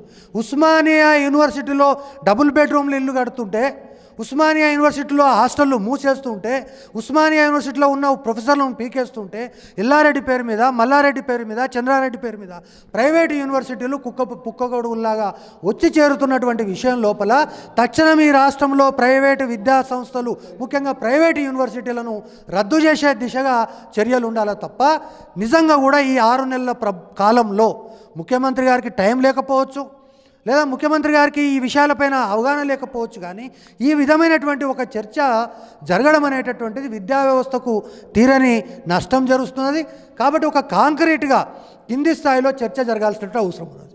ఒకవేళ నువ్వు రెగ్యులేటరీ అథారిటీ పెడితే ఇంటర్మీడియట్ బోర్డుకు చేతగాక ఇంకొక రెగ్యులేటరీ అథారిటీ పెడుతున్నారా? లేదు స్కూల్ ఎడ్యుకేషన్లో డిఓ పరిపాలన చేయలేకపోతున్నాడు కాబట్టి ఇంకో రెగ్యులేటరీ అథారిటీ పెడుతున్నాడా? ఖచ్చితంగా ఈ విద్యా వ్యవస్థ లోపల ఈ గ్యాప్స్ను ఫిలప్ చేయడానికి ఎక్కడ సమస్య వస్తుంది, కాబట్టి వీటన్నింటినీ చూడడానికి మై ఓట్, నా యొక్క ఓటు ఖచ్చితంగా విద్యా వ్యవస్థలో కేజీ నుంచి పీజీ వరకు తీసుకురావాల్సినటువంటి మార్పులు, పర్టికులర్ వాళ్ళ యొక్క ఎజెండాలో కూడా, వాళ్ళ టర్మ్స్ ఆఫ్ రెఫరెన్స్లో కూడా ప్రభుత్వ విద్యారంగాన్ని బలోపేతం చేసే విధంగా, ప్రైవేటు విద్యారంగాన్ని పూర్తి స్థాయిలో నియంత్రించే విధంగా, క్వాలిటీని పెంచే విధంగా, విద్య అనేటటువంటిది అందరికీ అందుబాటులో ఉండేటటువంటి విధంగా ఇటువంటి అన్ని అంశాలను క్రోడీకరించి ఒక విద్యా కమిషన్ నిపుణులతోటి వేయడమే తప్ప, కానీ ఆంధ్రప్రదేశ్ లాంటి చేదు అనుభవం తీసుకొని వచ్చి మళ్ళా దాంట్లో ఎల్ఐఓనో మైఎల్ఐఓ లేదా ఎమ్మెల్యేగా ఓడిపోయినాయన్నో గెలిచినాయన్నో పెడితే ఇది విద్యా కమిషన్ వేయడం కంటే ఏకపోవడం మంచిదనేటటువంటిది నా thank you sir. So final thoughts. Madhusudan Reddy గారు ప్రస్తావించిన 2 అంశాలతో నా అభిప్రాయాన్ని చెప్తాను నేను. ఒకటి కమిషనా కమిటీయా అనేటువంటిది ప్రారంభంలో వారు వ్యక్తపరిచారు. నిజానికి విద్యారంగంలో సృష్టించినటువంటి వారు, చాలా అనుభవం కలిగినటువంటి వాళ్ళు, వాళ్ళతో కమిషన్ వేయాలి. తర్వాత కమిటీస్ కూడా ఉంటాయి, టాస్క్ ఫోర్స్ కమిటీస్ ఉంటాయి. టాస్క్ ఫోర్స్ ఇప్పుడు ఇంటర్మీడియట్ ఎడ్యుకేషన్ ఉంది. ఇంటర్మీడియట్ ఎడ్యుకేషన్ అంటే రెగ్యులేటరీ అథారిటీ ప్రత్యేకం కాకుండా వీళ్ళకి హెల్ప్ఫుల్గా ఉండడం కొరకు ఒక టాస్క్ ఫోర్స్, అంటే ప్రాక్టికల్గా ఉన్నటువంటి వాళ్ళకి టాస్క్ ఫోర్స్ వేయచ్చు.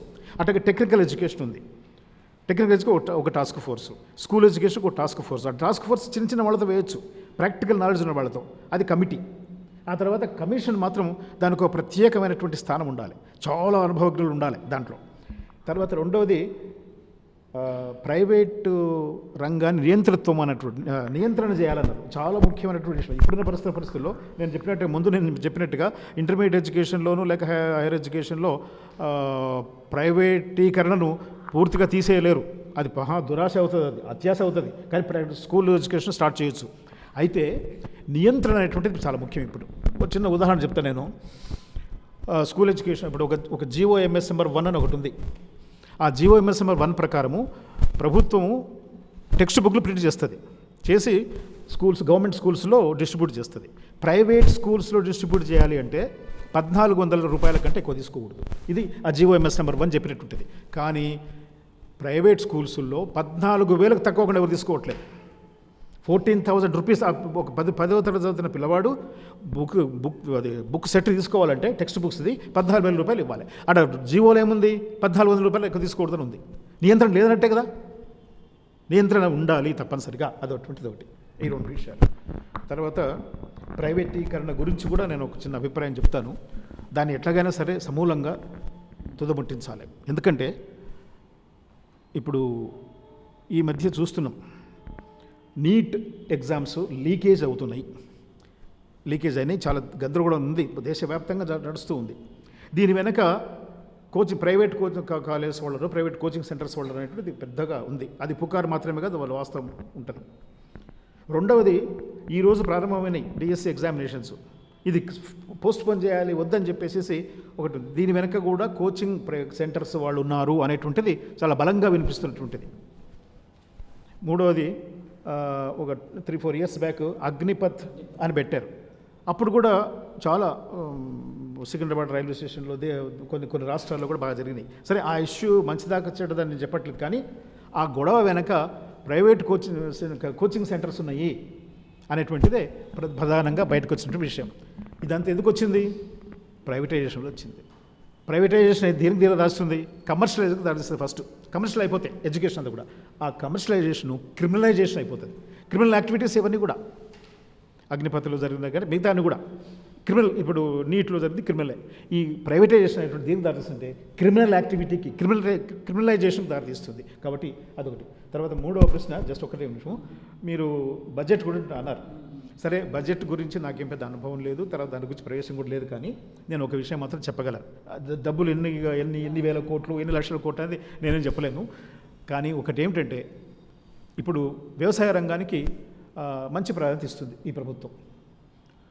రైతు బంధు అనుకోండి, లేకపోతే రైతు భరోసా అనుకోండి, లేదా రుణమాఫీ అనుకోండి, వ్యవసాయ రంగానికి బాగా ఇస్తుంది. సంతోషం. రైతులకు ఇస్తున్నారు. రైతు బిడ్డల సంగతి ఏమిటి? మరి రైతు బిడ్డల చదువు సంగతి ఏమిటి? మా ప్రభుత్వ పాఠశాల చదివేటువంటి వాళ్ళంతా కూడా రైతు బిడ్డలే.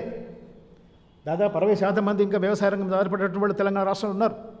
కాబట్టి ప్రభుత్వ విద్యారంగాన్ని పటిష్టం చేయడం కోసం మీరు వ్యవసాయ రంగం మీద ఎంత ఖర్చు పెడుతున్నారో అంతకు ఒక పైసా తక్కువ కాకుండా ఖర్చు పెట్టాలి. ఇది నా యొక్క ప్రతిపాదన. Thank you very much. Thank you very much. Yes sir. Please. Matsyareddy garu చెప్పినట్టుగా ఇప్పుడున్న వ్యవస్థ సక్రమంగా నడిస్తే ఎవరు అవసరం లేదు, నడవట్లేదు. కానీ ఇంత చర్చ జరిగింది. విద్యా కమిషన్ వేయాలా, స్వతంత్ర ప్రతిపత్తి ఉండాలా? దానికి ఒకటే ఉదాహరణ, ఒక ప్రభుత్వ పాఠశాల నేను యూపీ నుంచి హై స్కూల్ చేయడానికి ఏ అధికారి, ఎంఈఓ దగ్గర నుంచి పై అధికారి దాకా అంగీకరించట్లే. ప్రైవేట్ వాళ్ళ ఒత్తిడి వల్ల పైనుంచి కూడా నీకు 3 ఎకరాలు లేదు, 5 ఎకరాల భూమి లేదని ఒత్తిడి చేసి ఇవ్వకుండా చేశారు. పట్టుబడి తీసుకొచ్చిన పాఠశాలకి ఇవాళ బైఫర్కేషన్ కూడా చేయటం లేదు, పోస్టులు ఇవ్వాలని అనేక ఇబ్బందులు గురి చేస్తున్నారు. అదే ప్రైవేటు పాఠశాల 1 నుంచి 10th అప్లికేషన్ పెడితే ఇమీడియట్గా ఇచ్చేస్తారు పర్మిషన్. కోరేది ఏంటంటే స్వతంత్ర ప్రతిపత్తి కలిగింది ఉండటంతో పాటు ఈ కమిషన్ ఇచ్చే రికమెండేషన్ని ఈ వ్యవస్థ ఇప్పుడు కొనసాగుతున్న వ్యవస్థ అమలు చేసేటట్టుగా ఉండాలి. దానికి ఉదాహరణ ఏంటంటే ప్రవీణ్ కుమార్ గారు అని చెప్పి మనకి సోషల్ వెల్ఫేర్లో అట్లా పనిచేశాడు. ఆయనకి పూర్తి స్వేచ్ఛని ఇచ్చారు. పర్వతారోహణ పంపిండు, ఇతర దేశాలకు పంపిండు, చేసిండు. ఆయనకి నిధులు, అది ఎస్సీ కార్పొరేషన్ ఎక్కడి నుంచో వచ్చినాయి, పవర్ ఉంది, నిధులు ఉన్నాయి, చేయగలిగాడు. మరి మన ఉన్నటువంటి డైరెక్టర్ గారికి రూపాయి ఇవ్వడానికి నిధులు లేవు, స్వేచ్ఛ లేదు, మళ్ళీ ప్రభుత్వం దగ్గరికి పోవాలి. ఈ ప్రాసెస్ అంతా జరిగేసరికి కాలం పూర్తి అయిపోతుంది. కాబట్టి స్వతంత్ర ప్రతిపత్తి కలిగినటువంటి కమిషన్ ఉంటే అది కూడా ఏకపక్షంగా కాకుండా అట్టడుగు వర్గాల స్థాయి నుంచి అనేక కమిటీల ద్వారా తీసుకున్న సారాంశాన్ని, ఫలితాన్ని ఏదైతే రిపోర్టుగా ఇస్తుందో అది ఇంప్లిమెంట్ చేయడానికి ఈనాడున్న వ్యవస్థ కొనసాగాలని చెప్పి కోరుకుంటున్నాను. Thank you. ఈ ప్రభుత్వము జాతీయ విద్యా విధానం 2020ను అమలు చేస్తుందా లేదా అనేటువంటిది ఇప్పటికీ స్పష్టీకరణ చేయలేదు. మేమేమంటున్నామంటే దాన్ని అమలు చేయకూడదు ఈ రాష్ట్రంలో. ఎందుకు అనంటే విద్య ఉమ్మడి జాబితాలో ఉంది. కేంద్రమేమో మొత్తంగా ఈ ఉమ్మడి జాబితా నుండి కేంద్రం చేతుల్లోకి తీసుకునేటువంటి ప్రయత్నం చేస్తుంది. సిలబస్ అంతా ఎన్సీఆర్టీఏ ఇస్తుందని చెప్పి స్థానికత తత్వం అందులో లేకుండా చేసేటట్టు ప్రయత్నం చేయడం ఒకటైతే, వీళ్ళకు ఉండేటువంటి స్వతంత్ర ప్రతిపత్తిని కూడా లేకుండా చేసే ప్రయత్నం చేస్తుంది. కాబట్టి వెంటనే ప్రభుత్వం దానిపైన క్లారిటీ ఇవ్వాలి, అది అమలు చేయకూడదని చెప్పి డిమాండ్ చేస్తాం.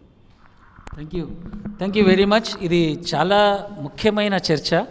ఐ థింక్ ఎక్కడైనా జరిగిందో లేదో కానీ ఈ ప్రభుత్వానికి ఒక అవకాశం వినడానికి, విని ఇందులో ఉన్న సారాంశాన్ని గ్రహించాలి.